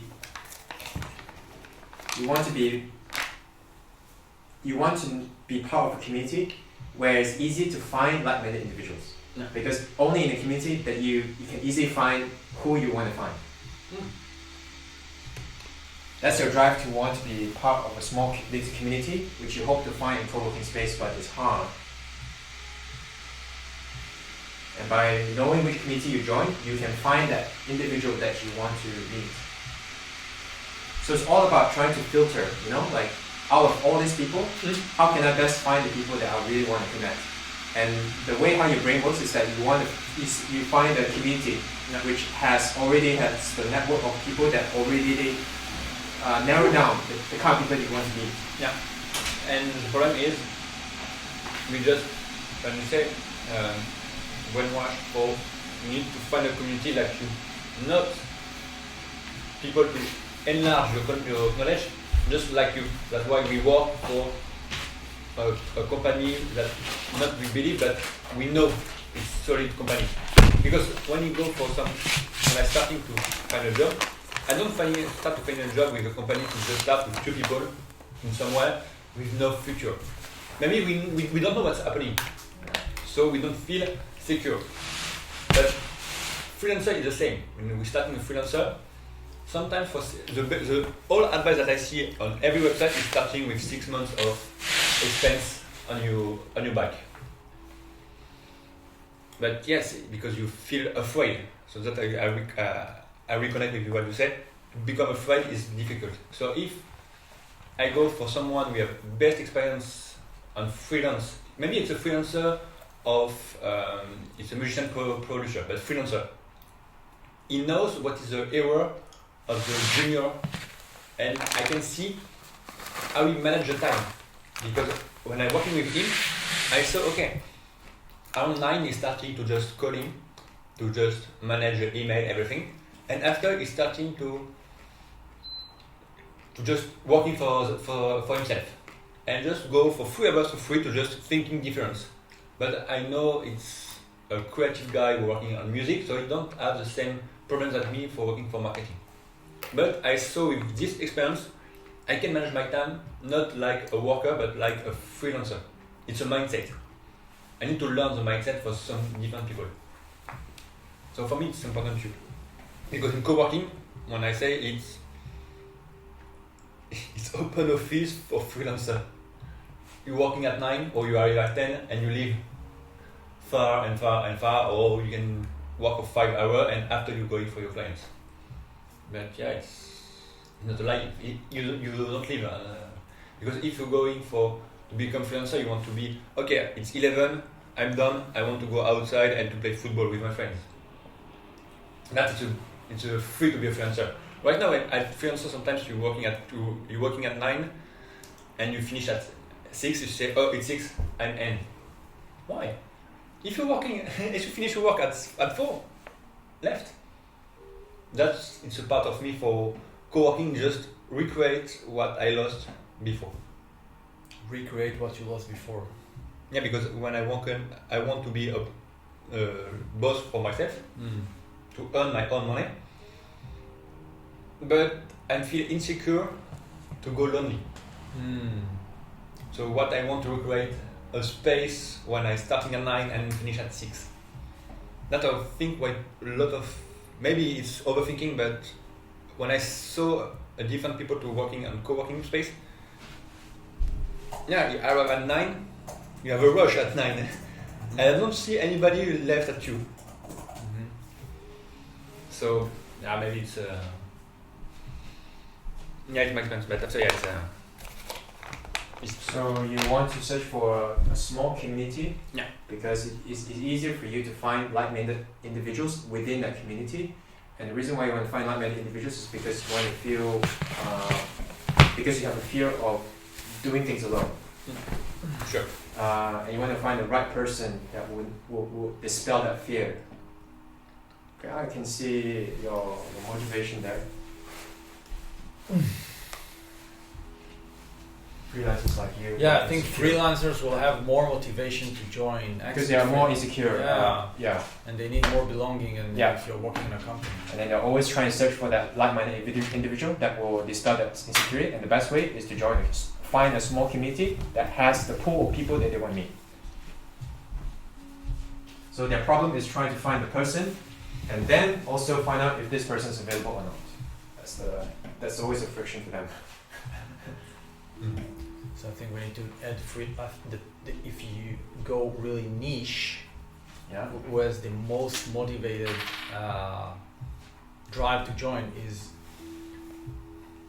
25 to 35, remote, freelancers, pros, expat. Sorry, I didn't catch that. If you, from all this audience, if you wanna Yeah. find the people with the biggest drive, is we've written. The only thing it's missing is freelancers, Yeah. because they have more pain and more to lose, because they don't have an office, they don't have a company, they're not part of something, they don't have HR, nobody's going to take them to events, and you lose this one-on-one, and you only have customers. You don't have peers, you don't have like somebody to watch, to learn, to. You reconnect what you say at the beginning with the community, with the tribe. You become alone like a tiger, and we are not tiger. And that's why I saw right now a lot of freelancers to becoming a TikToker or Instagrammer or YouTuber, because you want to be a part of your community. It's in my community, my guys, it creates some business around, it's true, but you want to feeling not lonely. That's why TikTok increased faster during the pandemic. Loneliness. Yeah, I added to the mirror board that the number one challenge for nomads or Nomads? Yeah, nomad people working like without like travel around the world. Oh, digital nomads. Yeah, Ah. it's loneliness. And Yeah, it's, yeah. it's big. It's like really big. And Yeah. so if we are not looking, maybe city nomads, I don't know. So people are in the digital space, or creators, creative, freelancers, between 25 to 35 expats, they will jump in immediately.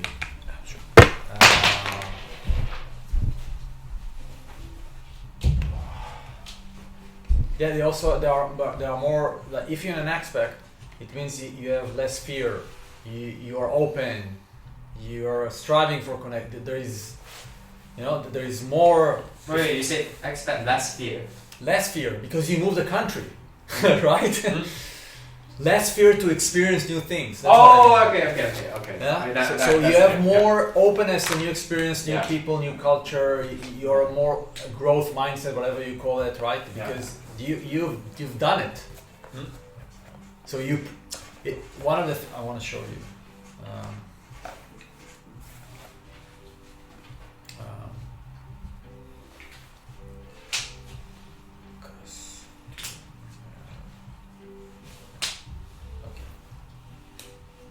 I cannot cast from here. Shit.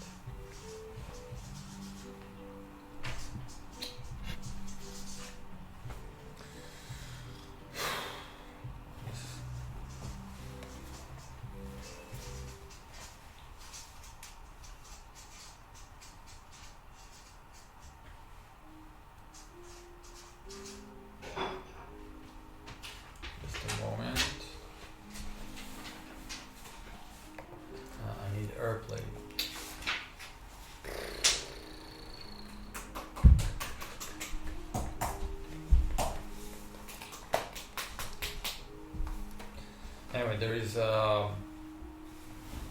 camera. Oh, you want to show?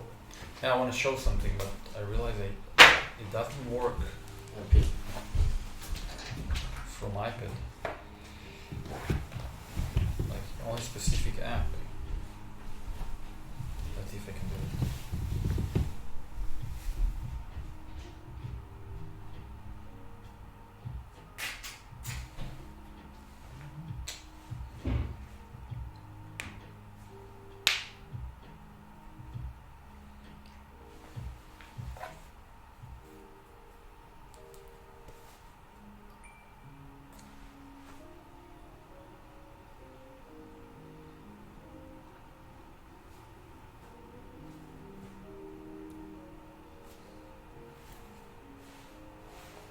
Oh, this is nice.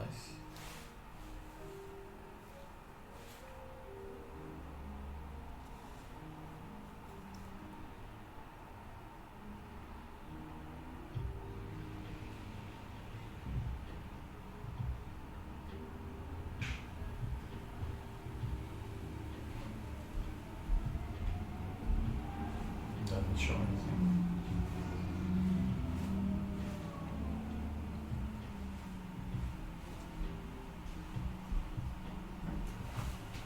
This is weird. Nothing is happening. Just a moment. Mirror phone screen.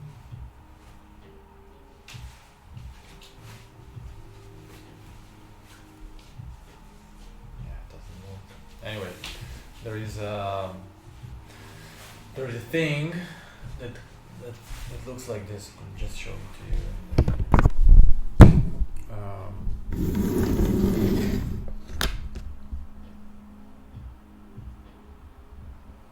Yeah, it looks like this. Okay, it's called it's based on the job to be done. Yeah, so it's called the customer forces. So it's like some kind of framework to understand people better. So the claim is you have a triggering point, why you started this journey, something that push you, something that pull you, and then you reach your desired outcome. But it's also something that there is inertia. So your habits, your fear, right? And you're trying to portray this kind of what are the forces that affecting your customer decisions. It's not perfect, but I think if you look what's really important, which is the hook, why people are starting, and you want to work with people that are already in the journey. This is called early adopters, right? It's not like, I don't know what you're talking about. So even though it's better to start with somebody, let's say they have a triggering event, something changed in my life, I have a baby, okay? But it doesn't mean he's the perfect audience. The perfect audience, somebody already is looking for a solution, he started the journey, he's frustrated. This guy. Yeah, right? So we want to address those people already started, but they're struggling. Yeah. Right? They have the pains, the desire, something is stopping them. And I think when you look at this is exactly what we said. It's freelancers, expat, 25 to 35. They are pros. They want to meet people. They want to have new experience. They want to grow. They're feeling loneliness. They are relationship driven, right? And I guess there's a lot of people like this in Amsterdam and any major city. Yeah. So that should be, I think we pretty nailed it from a standpoint of view. Yeah, and they care about community, by the way, because they are lonely. Yeah, and the community is just a way so that they can feel belong and find that person. Yeah. Yeah, it's easier. If you already have a community, then it's easy to know, okay, this community is A, so it's likely for me to find a smaller A in that A. So now I have a question. I'm Boris, you're exactly what you described, but I'm going to this creative place. Why should I go to Ming's place instead?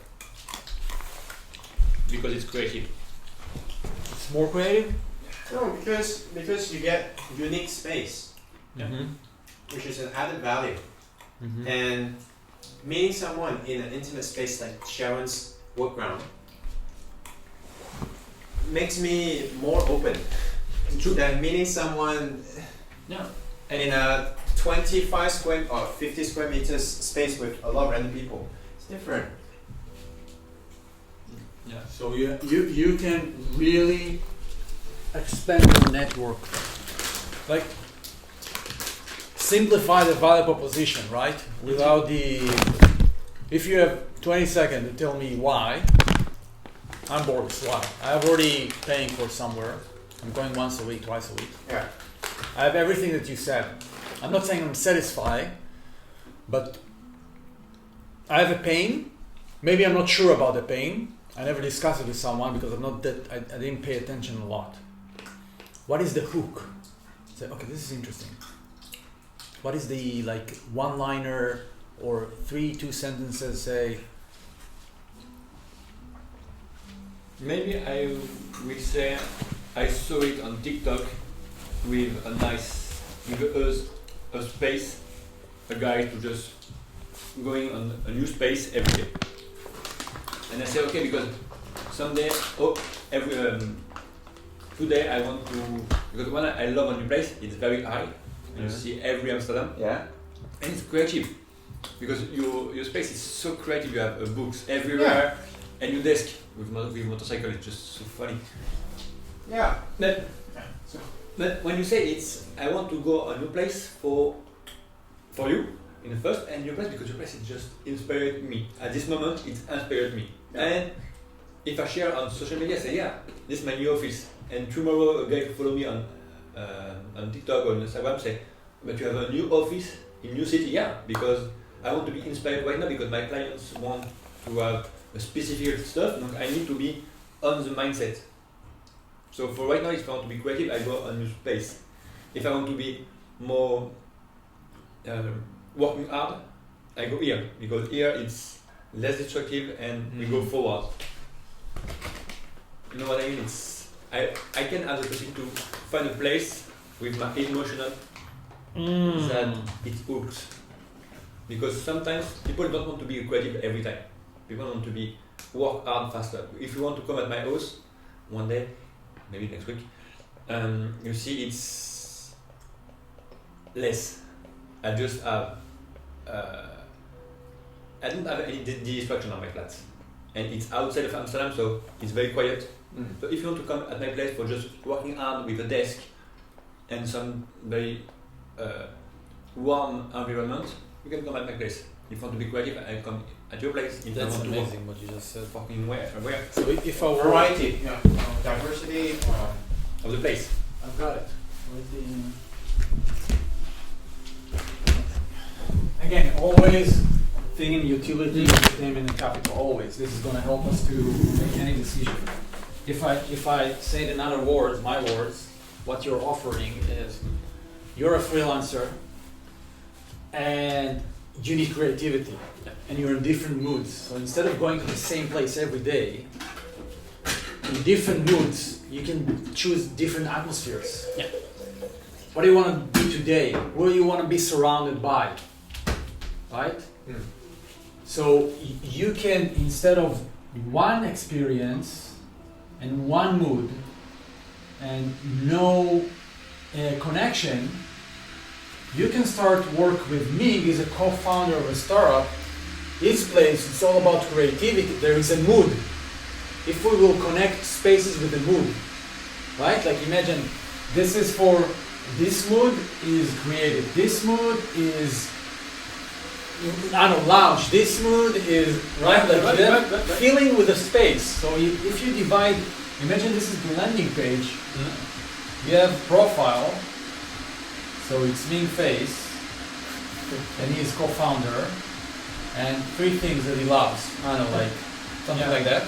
The top 3 things, and then this is his space is, I don't know, creative mood, and then you see 3 pictures. I'm just trying to. Sure. I'm not saying this is the UX, but just like this is how If it's a match or not. Yeah. So I can say, either you go to one space, you know everyone, there is no connection, it's the same place every day. Your life is repeating, every day repeating. Yeah, the space doesn't change. The human could change in there, but the space doesn't change. But in our case, we have 2 more variables that we play around. Then, what do you want to what do you want to be today with whom? No. I want to meet a co-founder and feel creative. Ming. Yeah. And he's co-founder of a startup with creative mindset, so I can learn something too. So it's a both advantage. So here you say something about you that is surprising.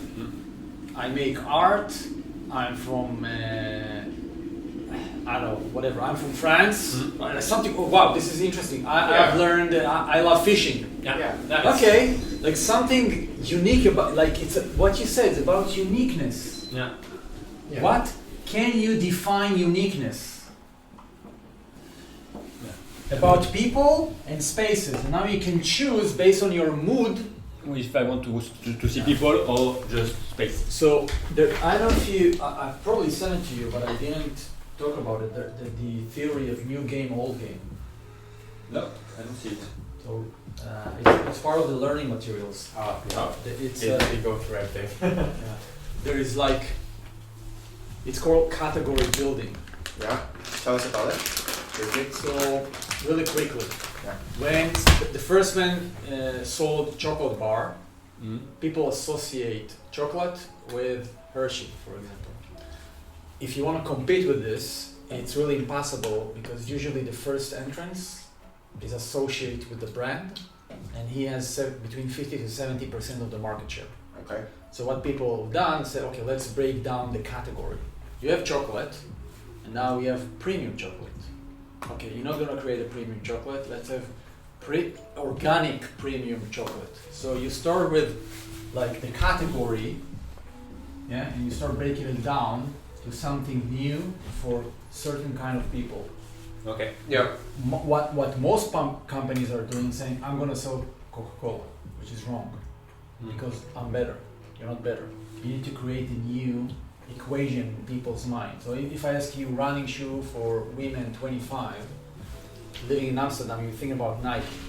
It doesn't mean you're gonna buy Nike, but this is your reference point in your mind, because we are thinking associative. We are connecting words with pictures. Right. Okay, so if you think about CRM software, you're probably gonna think about HubSpot. So they are the category leader. But if you think about conversational marketing, you think about Drift. Okay, so category building is saying the world right now divided into two. There is an old way of doing stuff. You can keep doing this. There is a new way. This is the future. This is most exciting. This is marketing. It's not gonna work in the next 5 years. This is inbound marketing. What HubSpot did. And then Drift came and said conversational marketing. So you coin a new category. You said this is the new game. This is how the future is gonna look like. If you stay here, it's gonna suck. So over time, that's creating a new connection in your mind, saying for inbound marketing that it didn't exist before HubSpot. This is HubSpot. This is called category creation. And if you think about co-working space, you will think about WeWork. It doesn't mean you're going to stay at WeWork, but everything will reference the pricing, the facility, everything to WeWork, or your assumption what is WeWork. And the problem that they probably, I don't know what's happening here in Amsterdam, but there are so many similars. What makes you unique? So like you said, this place is for creative people. So now you associate, if I'm creative, this is my place. It doesn't mean you're going to choose it. But if you need to make a decision, you're going to ask your friends, you're going to say, yeah, this is what, and against this, and then it's pricing. You can only do pricing. Yeah. Because it's not about features, because this is the standard way of doing stuff. So what I'm saying, if I go back to the conversation, the standard here, I will say the old game, go to the same place, see the same people, and you still, I'm making something very bold, you will still feel alone. Yeah. Come here, new people, new experience based on your moods, and create your network. Sure. New game, old game. And the new world belongs to people who have real network. Right?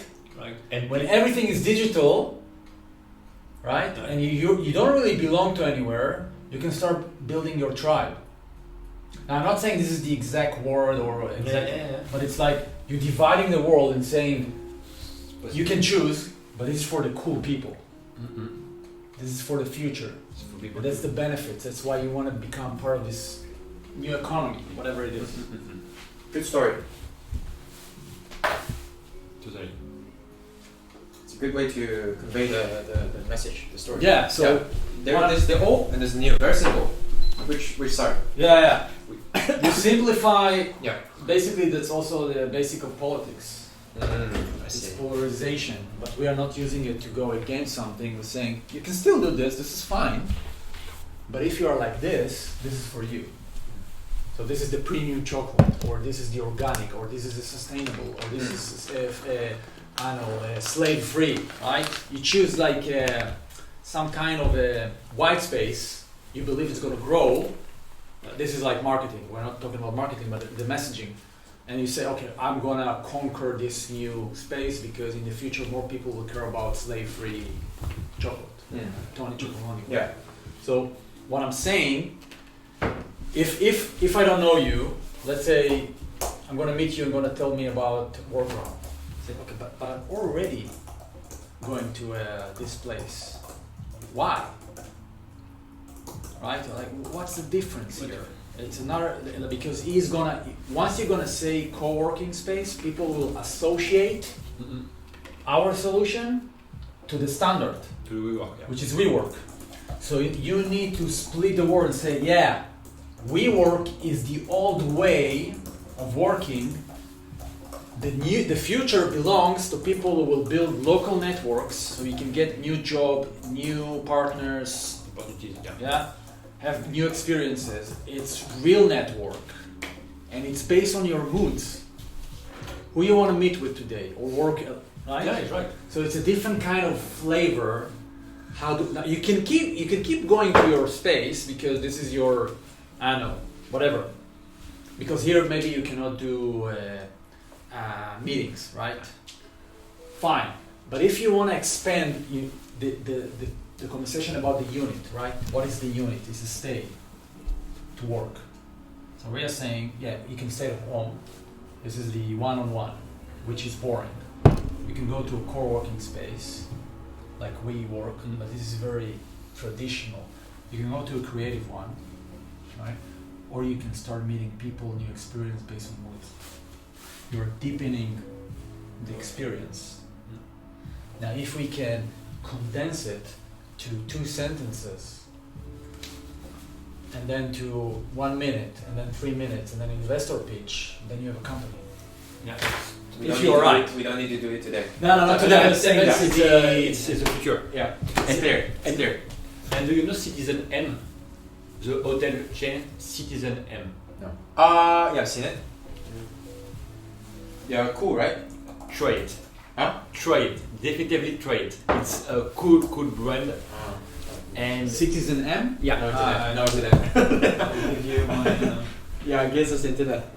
Citizen M, I tried because it's a long story with my family-in-law, but just a moment, Boris. P. Which Fun. one? Which one? Single something. Capital P. No, just P. Oh. 57 Yeah. UUF capital H Yeah. MVSEC. Capital H. Yeah. M V. NVSEC.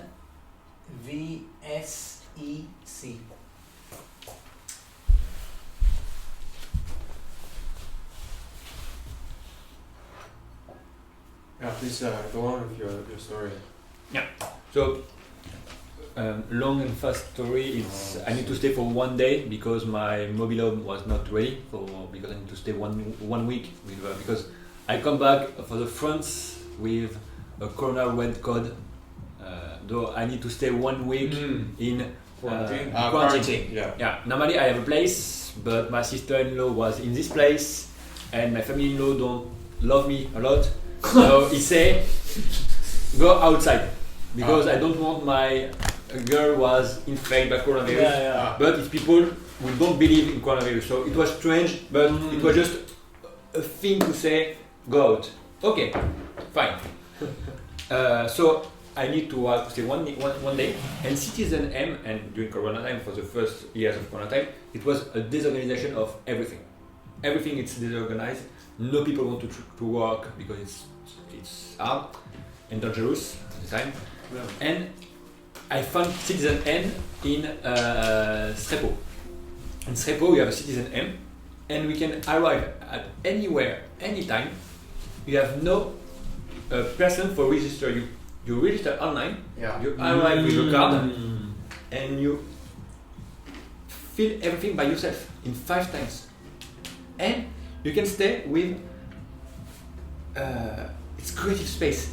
You can stay everywhere on the Citizen M, and we have just one room for you, and the room was connected. You have a big, comfortable bed with queen size, big one. The shower is just funny. It just you can choose the color of your bath. If you want to change for red, for red, for blue, so fun. You have a TV with a lot of show with Netflix for free, and you have possibility to eat at every time because you can choose the time you want to eat with special menu of the day, and you say I'm select for this, and it's just awesome. The experience was just awesome, and you can rent the meeting room. And the meeting room was a big whiteboard on the wall, and you can stay for 1 week if you want.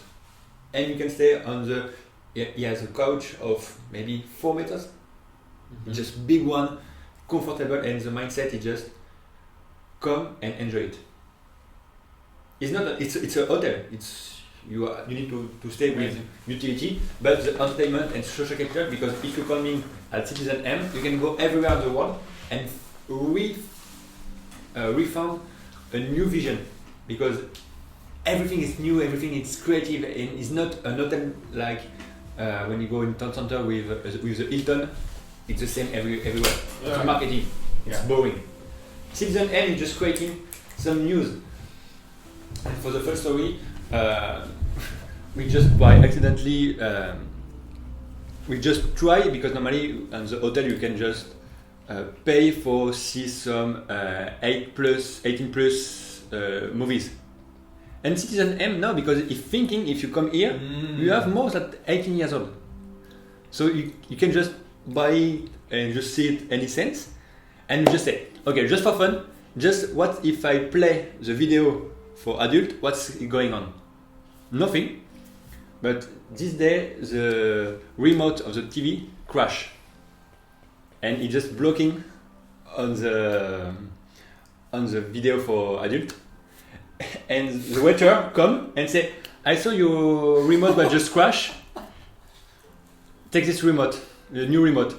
Really? Thanks. And just weird, because he knows everything that you see, and he follow your step.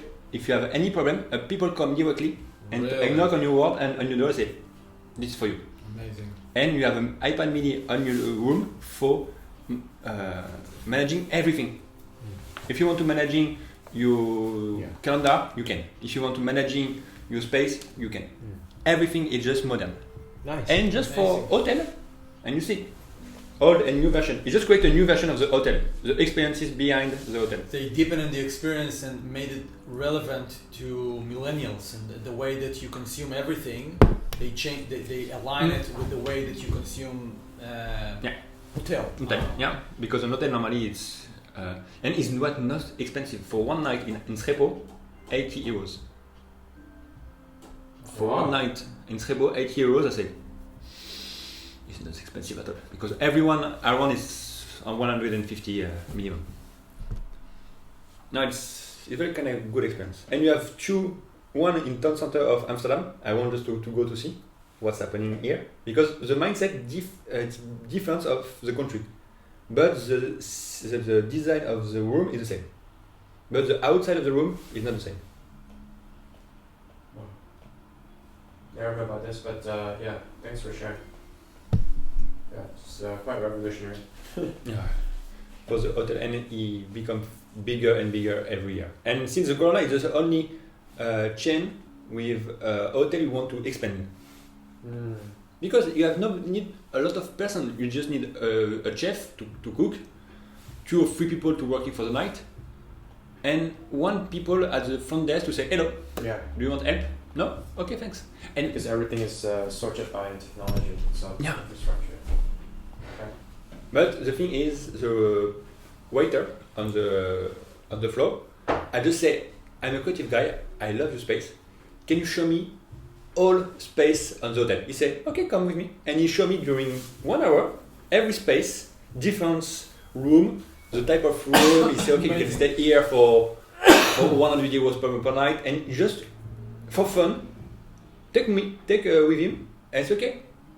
Follow me. I just show you every part of the hotel, and he show me the kitchen, and show me the spa, everything. And on the real hotel, ask for this. He say, okay, you pay 8 euros. My shift is ending in 1 hour. Fuck off. So yeah, it's just the experience. It's just people, and I just want to go back and the Citizen M somewhere in the world because I want to refill this experience. And when we connect with us, if I apply for Workground, I want to recover the warmness of the people that I connect before. And this person that I connect today with me, you say, maybe you want to work with very deep work, with nice one, go at the Sharon place. You don't know him? Okay, I share the network with you, connect it with him, and he was a very nice guy to see with you for growth, for mindset. Yeah, I mean that's one of the core features that it's very easy to share the people in your network to other people, right? In co-working space, you can't do that. Here it's just a simple link. Workground/s, then it's Sharon. Workground/me, M, that's me. I can just easily introduce. That's the core utility that we have in Workground that will change the game. A lot of things we are solving at once. We're solving the how do I know who I'm going to meet? Also, when is that person available? Also solve the problem of easily recommending people.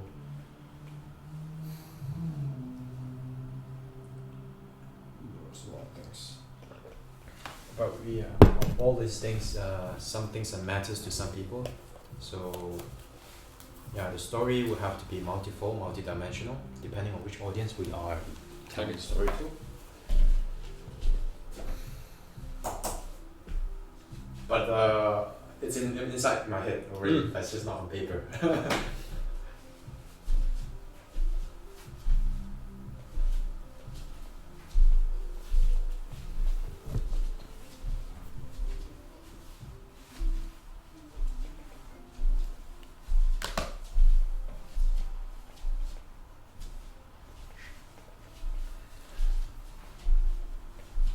What is your experience in searching for alternatives? That's been very helpful. In the discussion. Yeah, I see. Okay. So, basically, if I will boil it down, Yeah.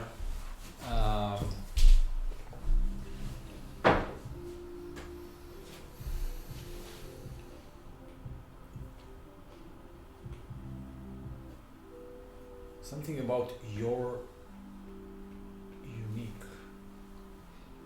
Something about your unique. There's something about uniqueness, unique experience, unique people, your network. I think. Okay, I got it. It's like some kind of a ownership. Ownership of the. If you go to WeWork, it's WeWork. If you go to Ming, it's you and Ming. You own the experience. Yeah, it's deeper. Yeah. It's like, it's your network. It's your community. It's not WeWork community. Yeah, it's your small little community. Yeah. Yeah. You see the difference? Yeah. So I can, let me pitch it to you. You can go to WeWork or any creative space. This is their place. This is their rules. Okay? It's very formal most of the times. And it's pretty standard. We offering you something deeper or richer. You can meet your unique network. You can build your network. You can stay in unique places based on your moods. you own the interaction. It's your community, it's not our community. So I will say the old messaging, this is your, but as a player, as a member, it's yours. It's not our hotel, it's your hotel. Yeah. It's your place. Yeah. It's your host. So when you own it, when people own something, the more they invest in something, Yeah. it's harder for them to ditch. So they're identifying themselves with the space, with the person. So if you own it, you want to grow it. Yes. That's what I mean. So it's your responsibility. The thing with Web3, they're saying because there are new incentive models, let's say we want to back up Kevin Durant as an NBA player. So he's creating a community and you're there. If he's making money, you're making money. Okay? The more the NFT grows, the more you earn. So it's not like a consumer-creator relationship. It's an ownership relationship. So Yes. you want to grow the community. What I'm saying, we need to focus on this is yours.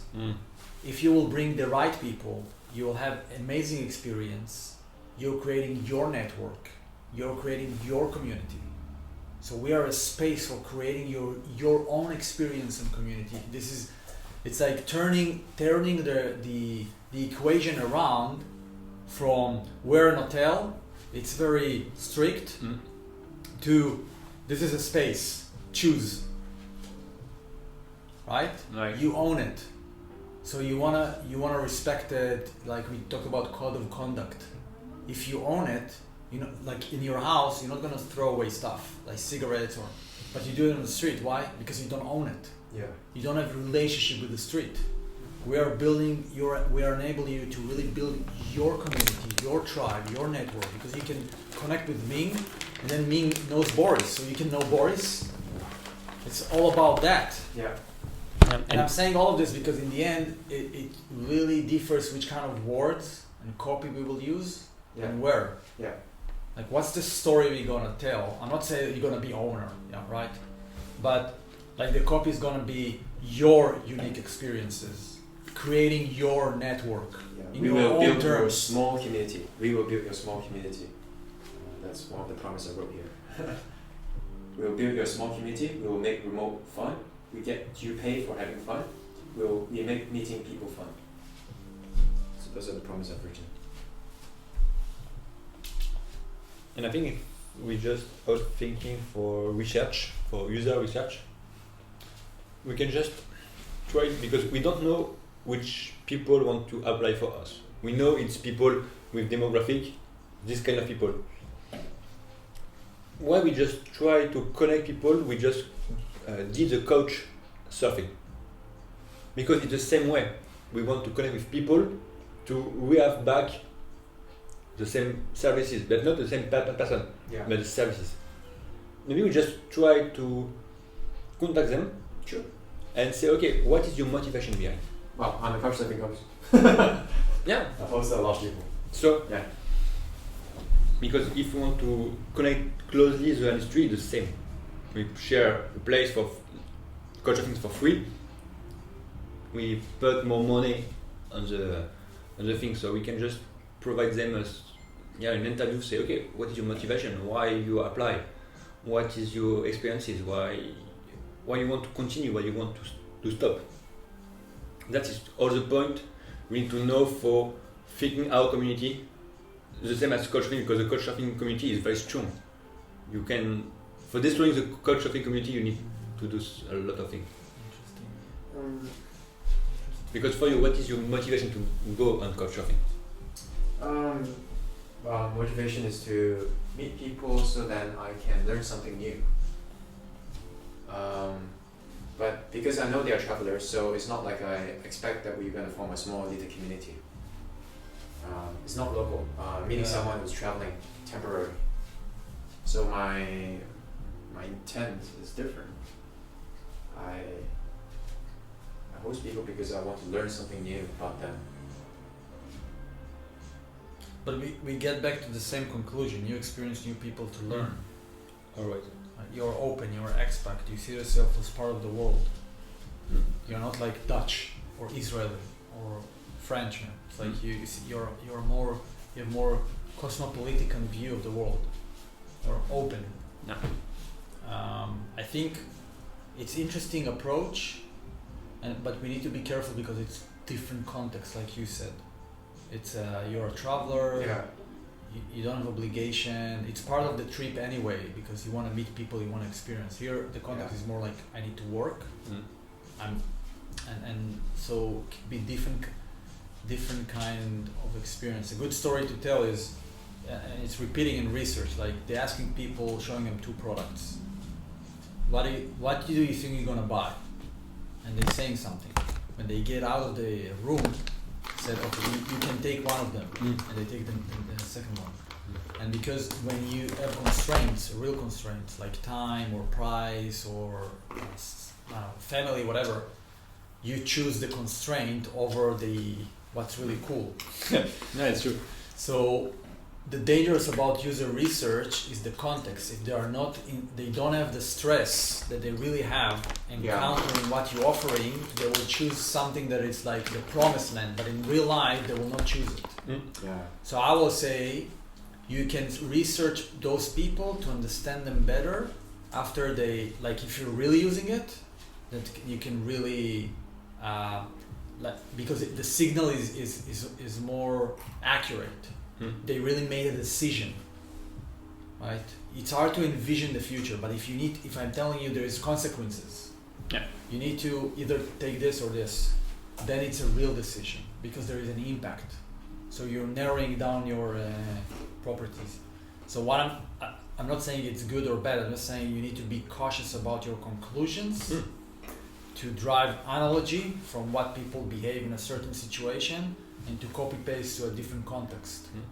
You can understand better me because I will say couch surfers are also if you're a traveler, you will have more tendency to join our community, right? Because you're already playing those games. So we know the rule and we know. Yeah, but my claim in general, in order to simplify, because you can do, I'm not saying not doing research, but in order to simplify, let's start with us. Yeah. That's what we did right now. That's enough. We are the user research, right? Yeah, true. Now let's test something. And if somebody will say yes, like we have 4, okay, it's a starting point. We can really ask them questions because they made the first step. Right? They're already in the journey. Okay, now we can ask them 1 or 2 questions. What is the most important? So Yeah, sure. User research is a really it's a lot of biases. So I'm a true believer of testing real cases in real life and learning from this, and not focus group on those kind of research. Show doesn't work. It depends because for me, when I saw the research, I don't saw research like user researching did it a lot. Just thinking, what is the question? Yeah. The question sometimes is not the good one to ask because if I say, me, what is your belief on couchsurfing? You send me something that I want to learn already. You want to meet new people, so I know the answer already. So I create the answer for it. But I say, okay, you apply as couchsurfer, okay, but do you already want to? When you're going for couchsurfing, do you rent your apartments in Airbnb? You say me no. I say okay, why? And this you can explain me why you don't want to rent without any. You don't want to rent your Airbnb when you go and couchsurfing because your mindset is not to earn money. So you don't be the target of Workground because Workground it's people to paying for rent a place of the office and meet people.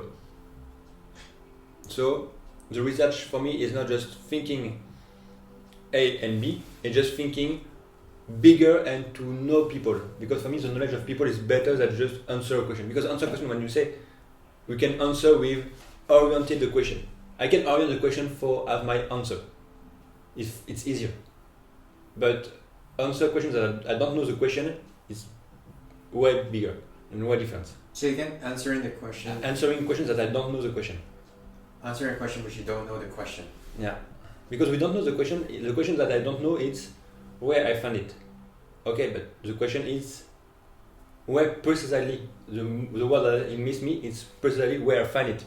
So just speaking with people. So what is the background? Why they choose not to rent an Airbnb and just go couchsurfing, or people to go on couchsurfing not choosing Airbnb? What is the mindset behind? And we can try to fix a persona, a big image of the type of people. And after we can. So that my argument is because it's a different context. Yeah. It will be hard to draw hard conclusions. Like I will prefer, in terms of speed. No, you can find an answer that will take you longer. To talk with people like us, that are like you, that they tried WeWork, they're working from home. They are in the journey and they are confused, right? So if we can gather those people, and I'm saying, okay, the best solution, where can we find those people and say, that's what I'm doing. Are you interested? Sign in. Say no. Okay, why? Because then you need to make the decision. He needs to risk something. So it's a real decision making. The problem with research, you're not in a real environment. This is a laboratory. And people need to think, to explain to you rationally why they didn't. In reality, their mechanism is really different. So I'm saying the fastest solution to learn is this is how much it costs. By saying no, okay, why? Yeah. And it gives, this is because he needs to risk something. So he needs to make a decision which makes it real. Even if the answer is not going to be 100% accurate because now he needs to rationalize. Still, this is a real world case. Yeah. So I'm saying, if we are confident enough in what we have, where can we learn it fastest? True.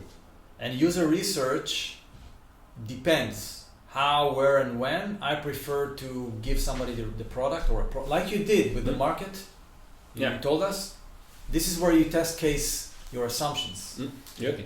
Right? Yeah. You need to fake something, you need to show, you need to make it exclusive, and then you have it's about signaling. So if I have more time, I can spend 2 months talking with people or 4 weeks and doing ethnography, research and watching people. Fine, I believe in it. But because we don't have this much time and money, I'm saying let's build an MVP or fake an MVP and saying this is what we're offering. Are you in? Now MVP could be waiting list. We have a promise, it looks nice, we have everything. Apply to join because it's not for everyone. How many people will leave their email? This is the real case. And then let's call them. And so I want to build a real test case and then see people's reaction. Which I think, I'm not saying you're wrong. I'm just trying to figure out based on our context and time and skills, because none of us is user research. How can we learn the best?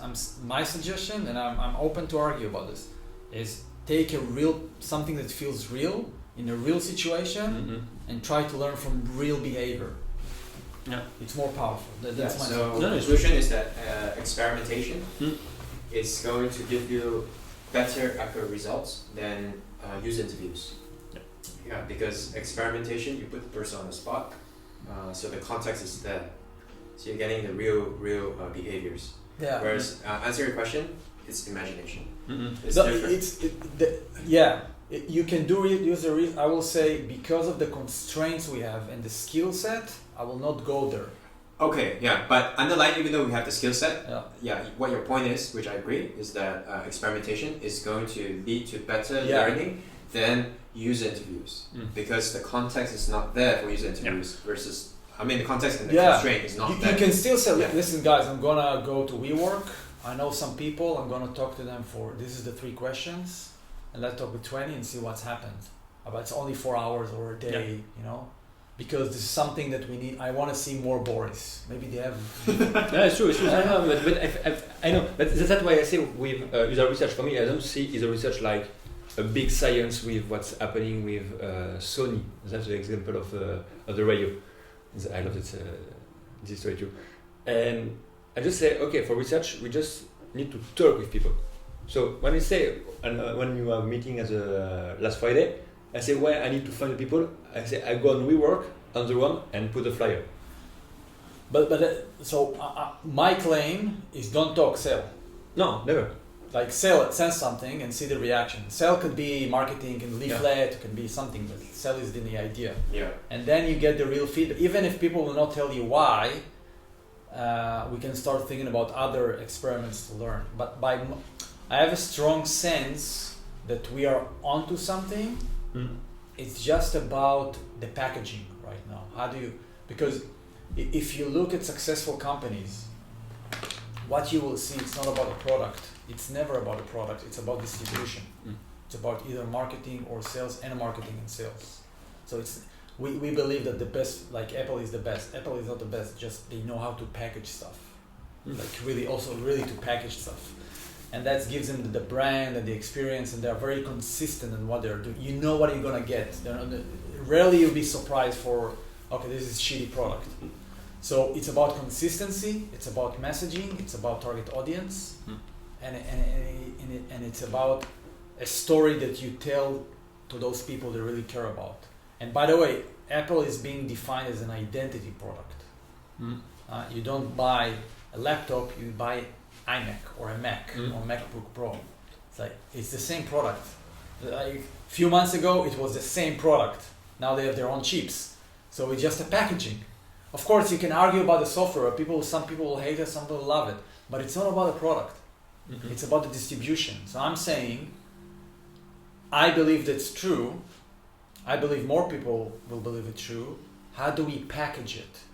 Because the product will be the same. It's like we are, in the end, it's very similar to Airbnb is doing, because they're also selling experience right now. Of course, it's not 100%. It's a matching problem. You need to match demand with supply. People, experience, place. Okay, how do we package it that the next meeting gonna say, I'm in. What should I do? What's the story, the messaging, the promise? Where are you gonna tell it? We're in there. So it's not like there is no a single answer. In the end, we'll have 3 or 2 and say, okay, we have a week. We need to do 100 like this. Let's see what happens. Right? So I think the next, I'm going to stop here to hear your, it is a conversation, right? This is my take. I'm not saying this is the truth. Of course, we have a conversation here. No, it's true. It's testing for me. It's a key, for sure. More testing, more windows. More testing, the more evident you have. Yeah. So About put ourselves out there, rather than doing things digitally. We're searching for documents and surveys. Put ourselves out there. My claim about the category is people will. The first question will be, so it's like WeWork? They will do analogy. They will go back to their mind, say, this is co-working, okay, this is WeWork. Yeah. Or, it's like Airbnb? That's WeWork. That's what So you want to have a conversation with them, live, offline, online chat, I don't know, leaflet that said, this is the new way, right? Because if you're being compared to WeWork, it's gonna be a struggle. It's about pricing. It's about feature. But I say no. You don't understand. Like, okay, WeWork is a place to work, and Workground is a lifestyle. You're meeting people, new experience based on your moods and your needs. So your life become more interesting. Choose. Now suddenly you say, okay, and you reshuffle how they organize information in their head. Yes. You're suggesting them that WeWork is boring. They never thought about it. But if you can do WeWork everywhere with different people based on my needs, this is interesting. Because if you look at Airbnb, I think it's a really interesting conversation. You're recording it, right? Of course. So if you think about Airbnb, in the beginning it was couch surfing, right? Why? Because they didn't try to solve the problem for Sharon, who never did couch surfing, and it doesn't care about couch surfing, and now they're trying to convince me. No, you start with the audience already doing something, You're just delivering a better experience. More trust, faster payment, reviews, better pictures. So instead of Craigslist, I don't know, picture in I don't know who you are, suddenly become a trusted environment, which is also important for us. You have profiles, you have reviews, you have a support center, you have insurance. It's exclusive community, it's also part of the trust. And now you start to realize, I'm not trying to convince the guy with the suit and the sheet. I'm not trying to convince anyone. I want to meet Boris and tell him, Boris, you go to WeWork, right? WeWork sucks, right? Because it's noisy, fees, those guys with suits and shit. Listen, me and Ming gonna help you to find people like you based on your moods and your interest. Okay, that's interesting. Where can we start? So that's why I don't need user research. My only question, where can I find people like us? Yeah. And if I'm right, 20-25% will say yes. If I'm wrong, 2% will say yes. Which means we knocked on the wrong door and told the wrong story. That's true. It doesn't mean our product is wrong. That's true. The first people who bought Tesla didn't exist. The first car didn't drive real well, and it wasn't Tesla, it was Lotus. But they care about innovation. They were by the way, they were part of the product development. And by the way, it wasn't Elon Musk. Elon Musk is lying. It was like two other founders. The real story is different. So it's not lying, it's just telling the better story. But there were two other co-founders. And the first customer were like really enthusiastic about the future of cars. They want to be part of the development, to testing. They didn't care about it's broken. They were visiting the garage every other day because the car wasn't really well assembled. But it's about buying the future. So I don't want to sell this idea to myself. I want to sell it to Ming.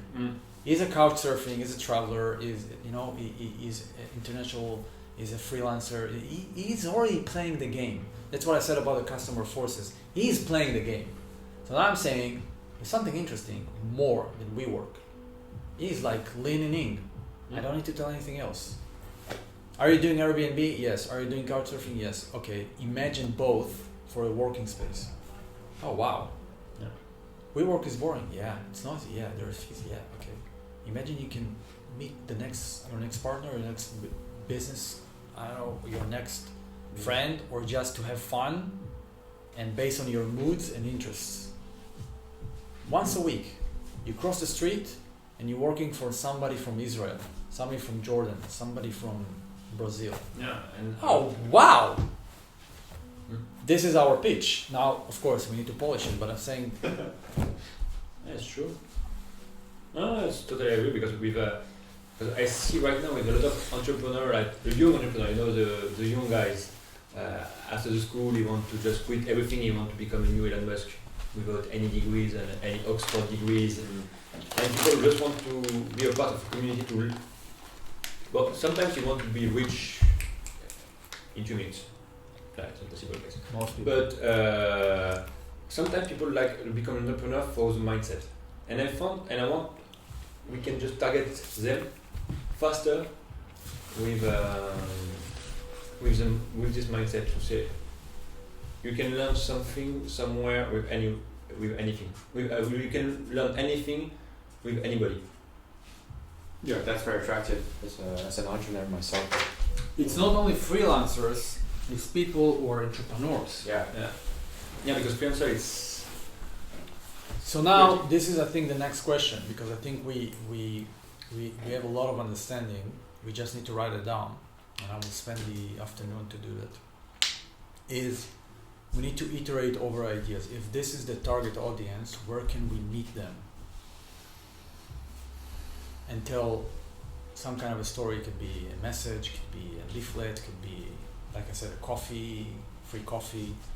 But I also want to have some principles, like that should be surprising. Start a conversation. Community sense, like so what's going to lead us, like 3-4 principles. It's going to be we are generous, so we're going to offer something, right? And exclusive, this is part of the offering. Because in Fiverr or different platform marketplace like this, we can normally filter by city. Why we just saw people with a review or just targeting with people like a freelancer on Fiverr with Amsterdam? We just Yeah, you can try. search for Amsterdam, for a city. I think. Don't think so. I think only country. Ah, fuck. You can't. But let's look at it. Okay. Or maybe we can just put an advertisement for people research. We can put an advertisement on Fiverr. We say, okay, I research a place to rent. Yeah, I research a place to rent for developing my graphic skills. I want to become more content. I want to develop my content skills. Anyone can help me. And we have a lot of freelancers. Maybe we answer, yeah, I live in Amsterdam. You know, it's reversing the. I want to know which people can already want to be paying for have a place. People have a place and you want to rent to 50 euros maybe. Just for knowing rapidly on Fiverr, on Craigslist, maybe on different marketplace, faster where people is freelancer and want to teach me with a place. Maybe it's a fake, but it's our job to just separate the fake one and to real behavior. Okay. I don't know what if you understand what I say. Maybe it's a bit complicated. You create a request, right, on Fiverr, where you said that I like to learn graphic design skills, and then in Amsterdam. Yeah, in Amsterdam. I'm not sure if that post would be approved by Fiverr.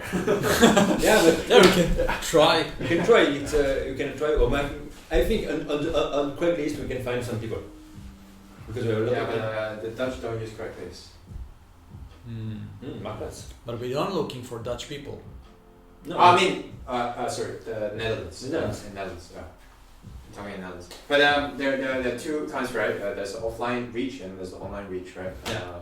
You're talking about the online reach. Yeah. Are we discussing about finding these people now? Or? I think what we should do is to start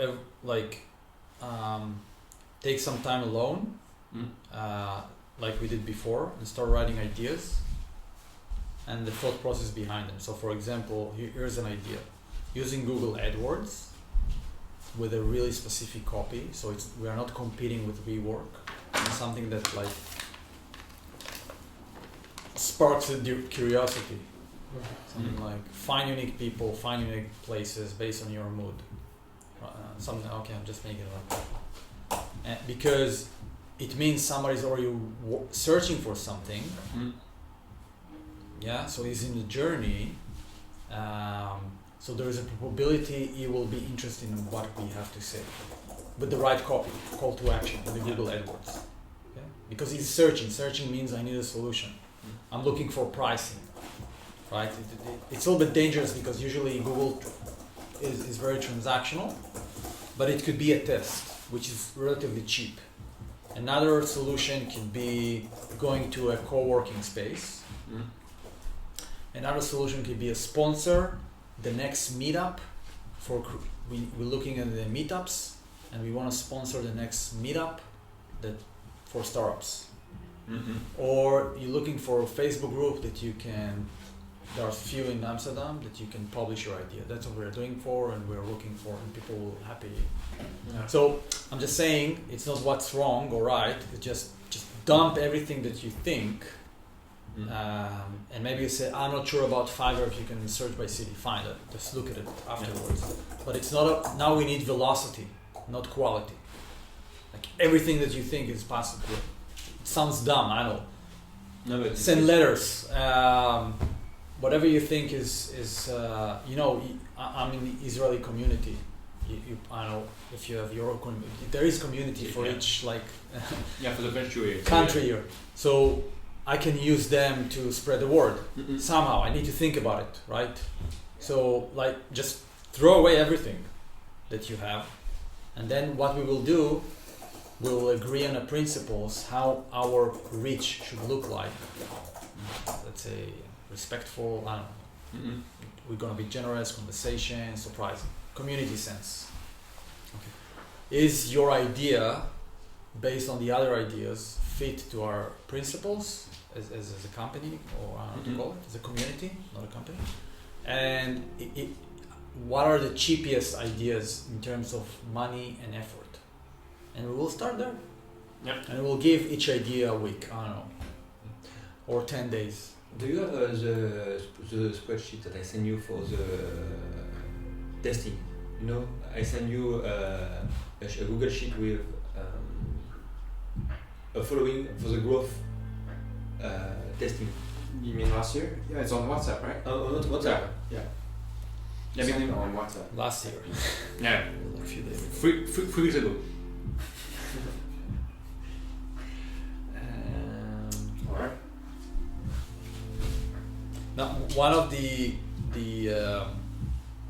so we also need to ask the right question. One of the questions that I ask is where culture takes place for those people, where those people are meeting each other, even if there's not like meeting as a meeting, but you know, you can say there is a convention next week about remote, or okay, let's be there. And basically target network, not people. So like Facebook group, target not like it's an idea, because you can say I can send LinkedIn message, okay, but I think people are more reluctant or to this kind of approach. But if it's part of the public conversation, discourse, there is less fear, because you're not trying to get something out of me.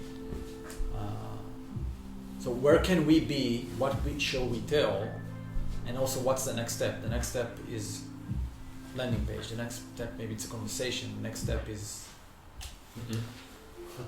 and that's it for the idea. So you explain the thought process and say, okay, Google ads are and that's and this is the next step, and then we can start plot the ideas.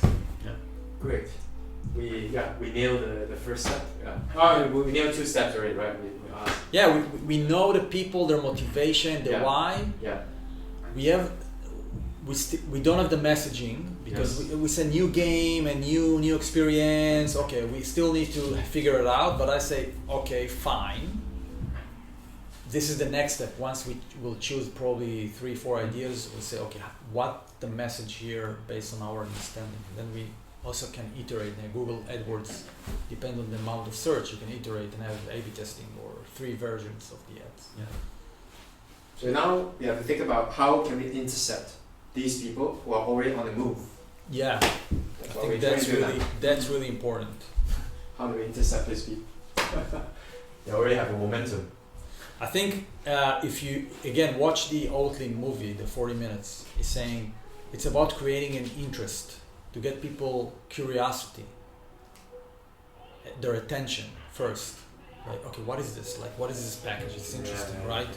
So interest, passion, right? You need to be a little bit strange, weird, not traditional, to address their like curiosity, right?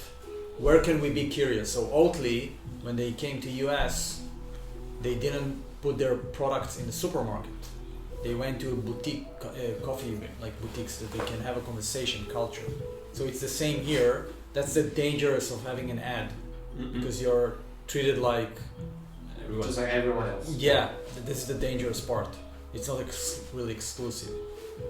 So word of mouth is okay. You only can invite somebody else. Okay, this is exclusive. It means something about what we're creating.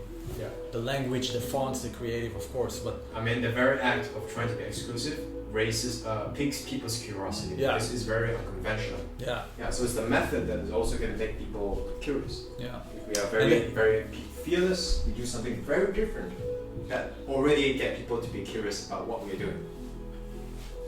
Yeah, so for example, just a weird idea, we can go spend a week every day in different kind of places. Mhm. Wear a shirt, which remote is fun, and just look a little bit weird and work together and start conversation with people. And you know, it's like be very natural, informal. Yeah. Well, So this is like a very, you don't sell anything, you just, you know, it's like you mingle or go to meetups. Right now there's no meetups, but we can find our way to find people where they are, where it's natural to have a conversation. And I was like, what do you want from me? Right? Yeah. To show and tell. Yeah. Yeah. So yeah, showing is always better than telling. So because tell always feels like you have an expectation. On the person. Whereas show, you give the person the freedom to choose how to respond.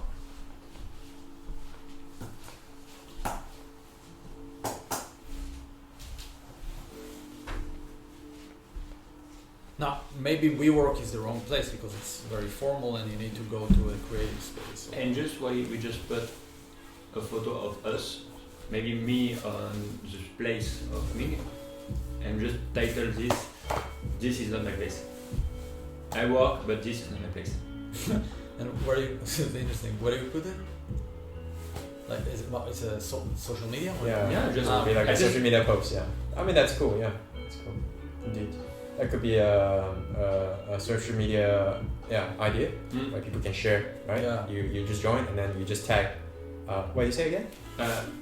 This is not my place. I work here, but it's not my place. Oh, so it's a bit too long, but yeah, we can Yeah. make a tagline Yeah. and make it like a shareable thing. Yeah, Yeah, that's a and- good idea. Yeah, And just go and maybe for but that's after we nail the people, right? Once we get a bunch of people.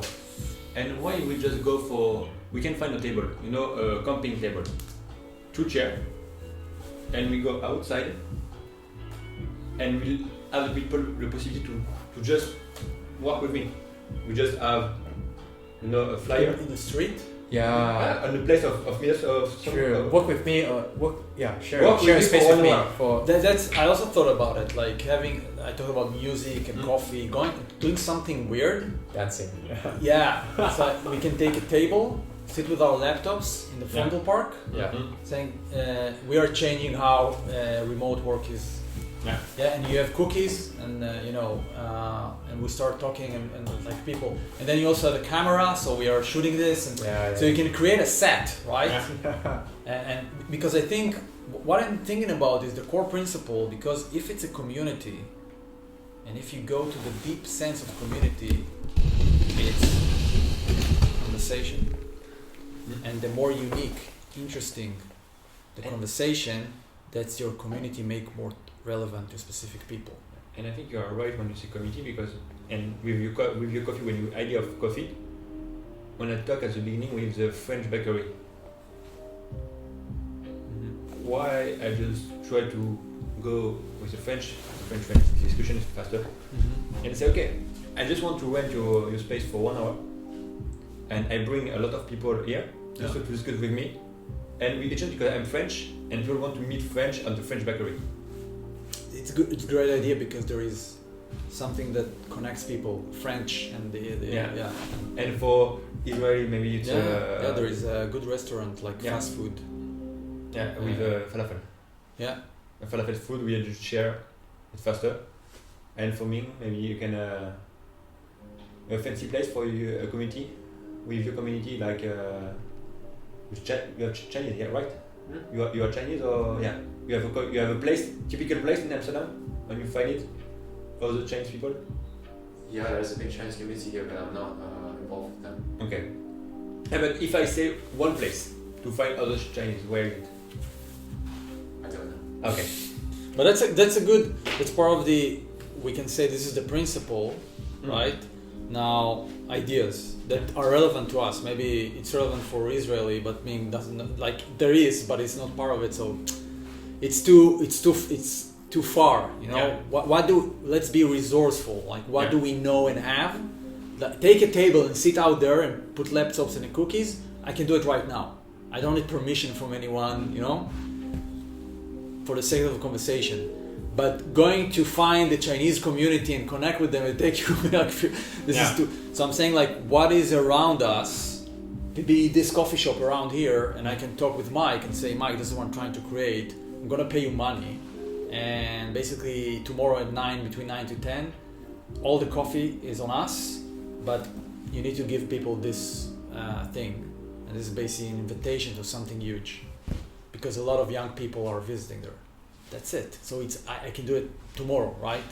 Mm-hmm. I don't need to do anything. Just pay somebody. Like, of course, we need to create. The creative will take a day or two, and to print it or whatever, and landing pages. But anyway, you need to create a landing page, and anyway, you have some kind of. So how can we have repeated tests with the same assets? So I think landing page is a must, right? Anyway, we need to start working on this. Yeah. Maybe we have versions. And then probably we have some kind of a leaflet or something similar that engage with people. You know, what is this? Here, have a card. It's a QR code. It's secret. Don't share it with anyone because, And if you can get access. And then like people, what the fuck happened here? If it's weird, say, I'm in. If it's like traditional suits shit. Suits with spreadsheets. Yeah. I love that term. Yeah. It's a spreadsheet. Maybe we can, and if we're thinking, because we rent a personal space with personality, right? Yeah. Why it's personal when we send a message? Letter, it's good because it's personal, it's addressed to person. Yeah. But how we can find the address? I think you can, because I'm getting also letters as with my name, surname. I don't know if it's which is commercials, right? It's ads. But we can go on KVK and see what is the database, but maybe it's that is cost money.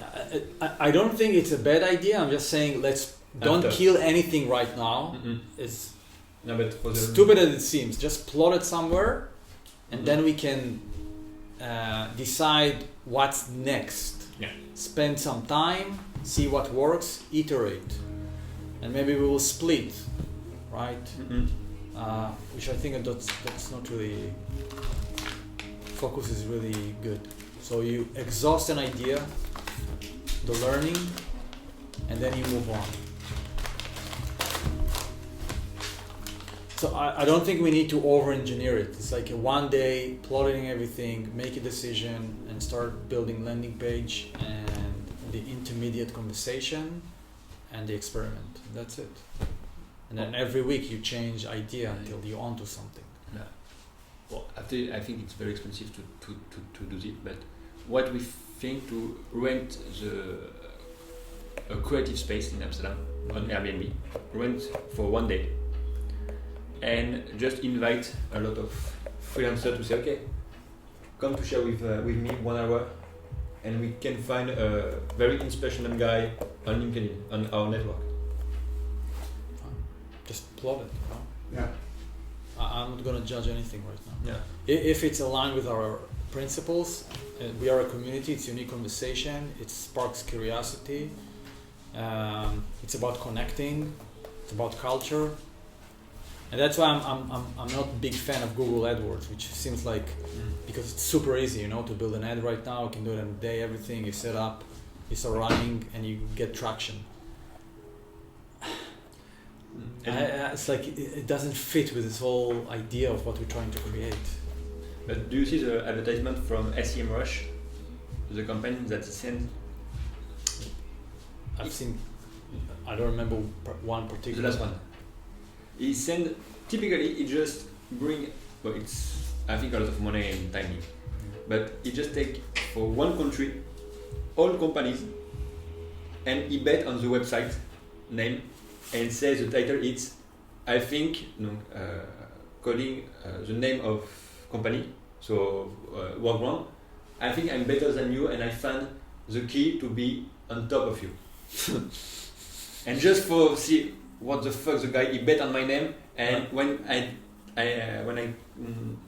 click for Workground, I see SEMrush first. It's not normal. Yeah. And I say, okay, I'm curious. I want to see how can they get it. And on the landing page, it's all the steps to be in the first place for with SEMrush. Yeah. I think it's understand. in a sense it just creates.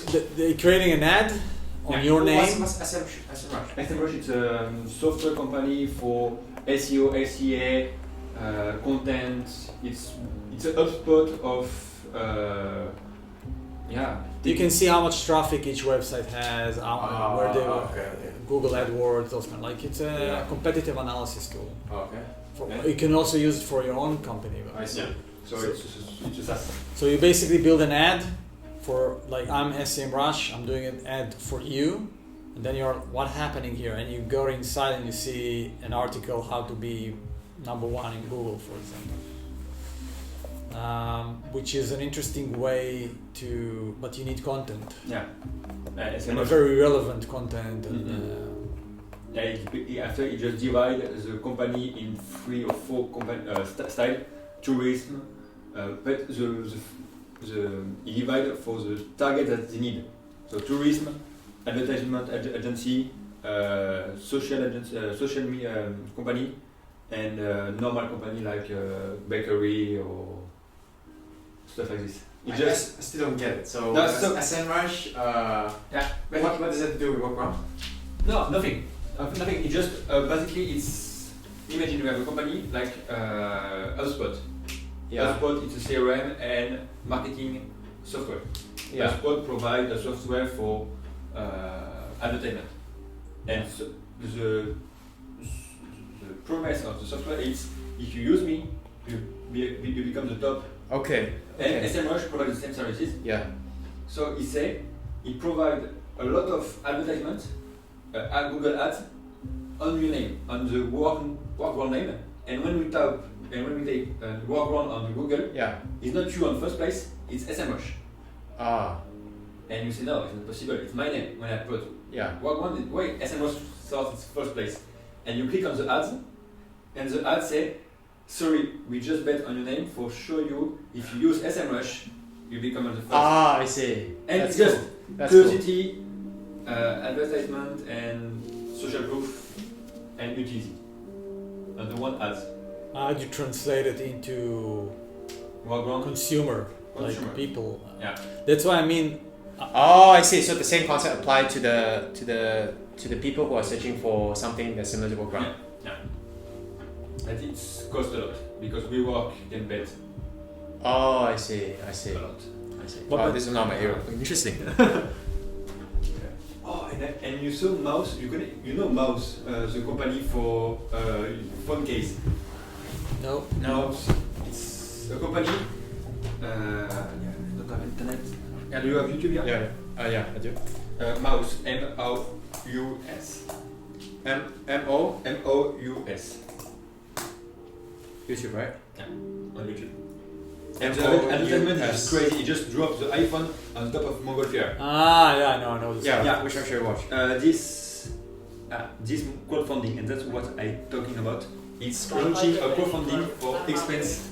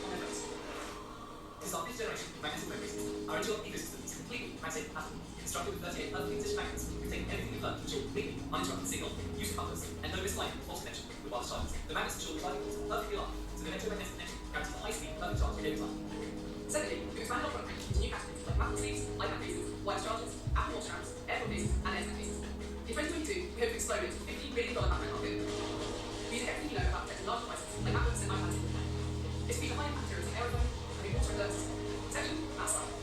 And lastly, mouse button. Our newest products will be integrated into the lifestyles of content creators and athletes. Starting with like we've begun to partner with renowned athletes, including Danny Pascal and Greg Lamb. I'm really excited to join the Zippo team. Field leaders and world champions and partners are helping build our community of dedicated users, creating content and taking our product testing to the next level. You don't need to be world champion to become a mouse maker. Help shape the future of our brand. This is where you go. In exchange for your investment, not only will you get shares in our company, you'll have early product access, future products, and access to exclusive mouse makers.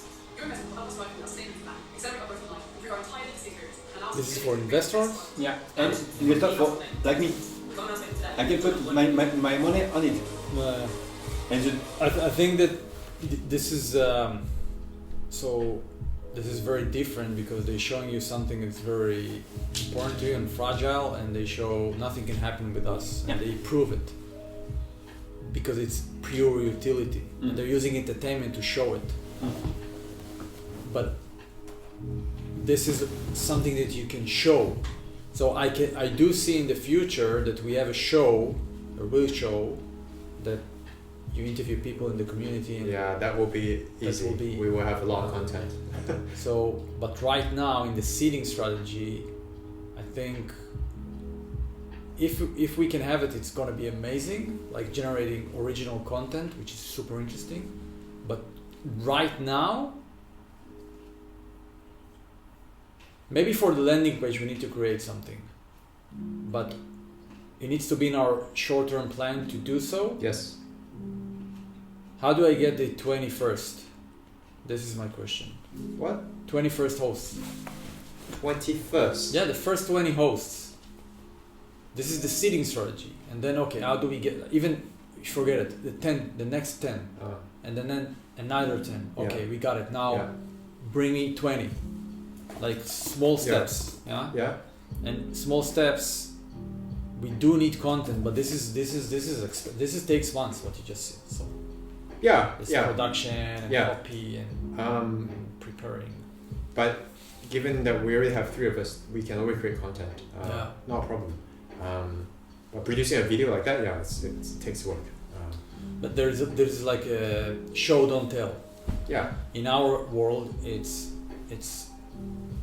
behind the scenes of the creation of groundwork, or either the people that are here and their spaces and telling those stories, like 3 minutes video about me, right? Yeah. What drives you? You know? And then we can make an interview on how the experience was like. All those I am thinking about how to plan. But the question is, I'm not going to answer it right now. Do we need it for the first 10, 20 people? No, because it's not authentic. We don't have it. This is useful in the landing page, right? So it's only people who already bought in. So it doesn't answer the question how we bought in them in the first place. Yeah. So it's not very relevant at this moment. I think, for me, if I need to go faster, I just ask on my LinkedIn, on my network professional, I need to find a freelance with a place to rent. Yeah. Can you spot me someone in Amsterdam? This is a great example. Yeah. Because 20, it's easier because for free, free people, it's 20 days for free. It's around 6%, around 6% average per person to find. I think in our network in Amsterdam we can find it. So that's what I mean. Those kind of ideas, like what can we do right now that we have access, that makes sense, and also align with our principles. Use your LinkedIn, use your Facebook, use your Facebook group that you know, and tell a story. Okay, I'm gonna tell something, and then something gonna happen, and then I'm gonna send him to a landing page, or I'm gonna do a phone call, or I'm gonna send him an email, right? So like build a micro journey just to explain the thought process, and start thinking resourceful. Like what can we do tomorrow? Maybe we'll say we don't have tomorrow, we need 3 days. Okay, this is also fine. But what's available to us? Simplify. Use your LinkedIn. Use your friends. Use your customers. Whatever. I don't know. Doesn't matter, right? But we still need to find those people. Not find. It's not about finding. It's spark curiosity for those people. Because if you say something on LinkedIn, it's not for everyone. It's for those people. They need to identify the opportunity. Yes. You don't asking for everyone, right? So this is where the messaging and the channel are really important, So those people will identify their call to action to start the conversation. And that's why I offer the coffee shop or whatever. This is like the probability for those people to appear there and to identify you is higher than Google AdWords. Yeah. That's what I mean. But I think we can just search on our LinkedIn right now. I think I can for myself because maybe I'm very on the target to see what's happening on my LinkedIn for people like me, and where I just send a message and say, okay, where we can meet up, where we can just have a meeting together and see where it proposed me to go. Just propose, ask the person where go you with want to go. I'm not going to filter anything right now. Let's give everything that we understand right now. Thinking about it, like how can you use LinkedIn, not LinkedIn, and what's possible for you.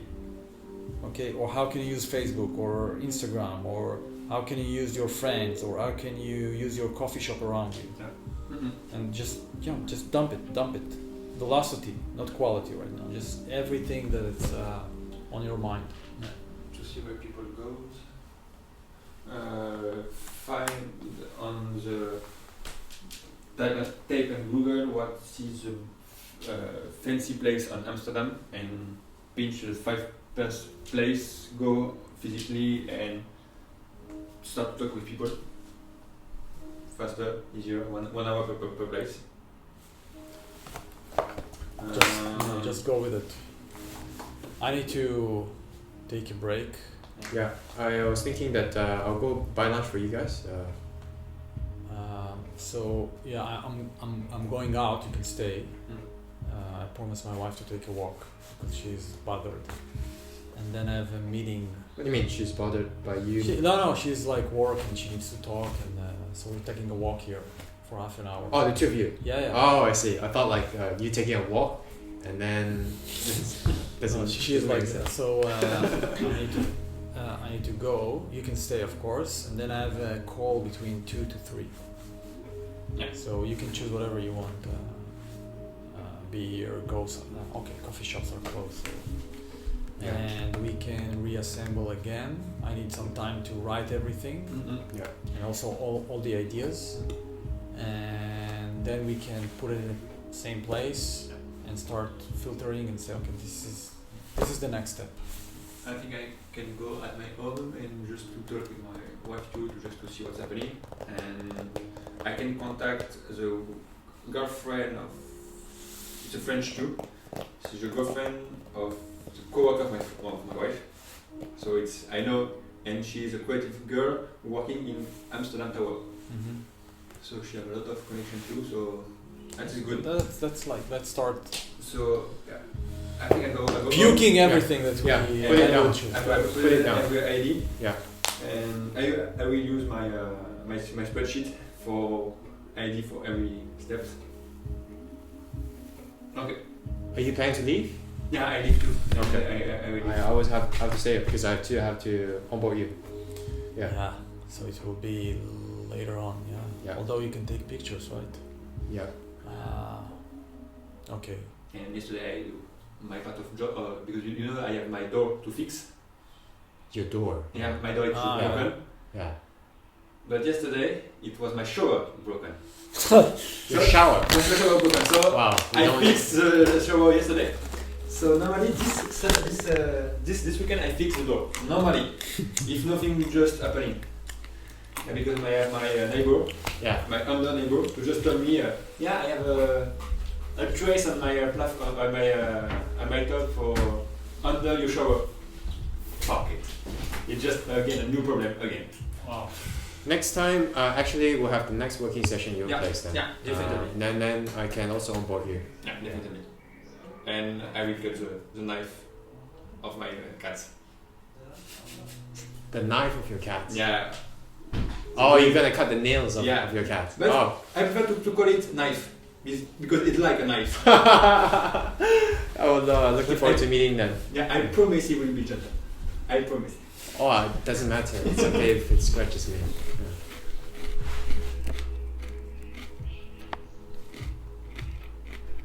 Yeah. Okay, so we know what to do. Yeah, so we'll end this working session right now. It's been great. And I'll share this recording to Melo, who's likely to be a fourth member. I just said the next work session will be in Boris' place. Sure. And you can take a car because it's free to park in my own. I have no car. I'll just cycle to you. Yeah, cycle? Yeah, no problem. I can cycle far. Well, yeah. It's like this is like It's an electric bike. Yeah, it's a good bike. It's like how fast is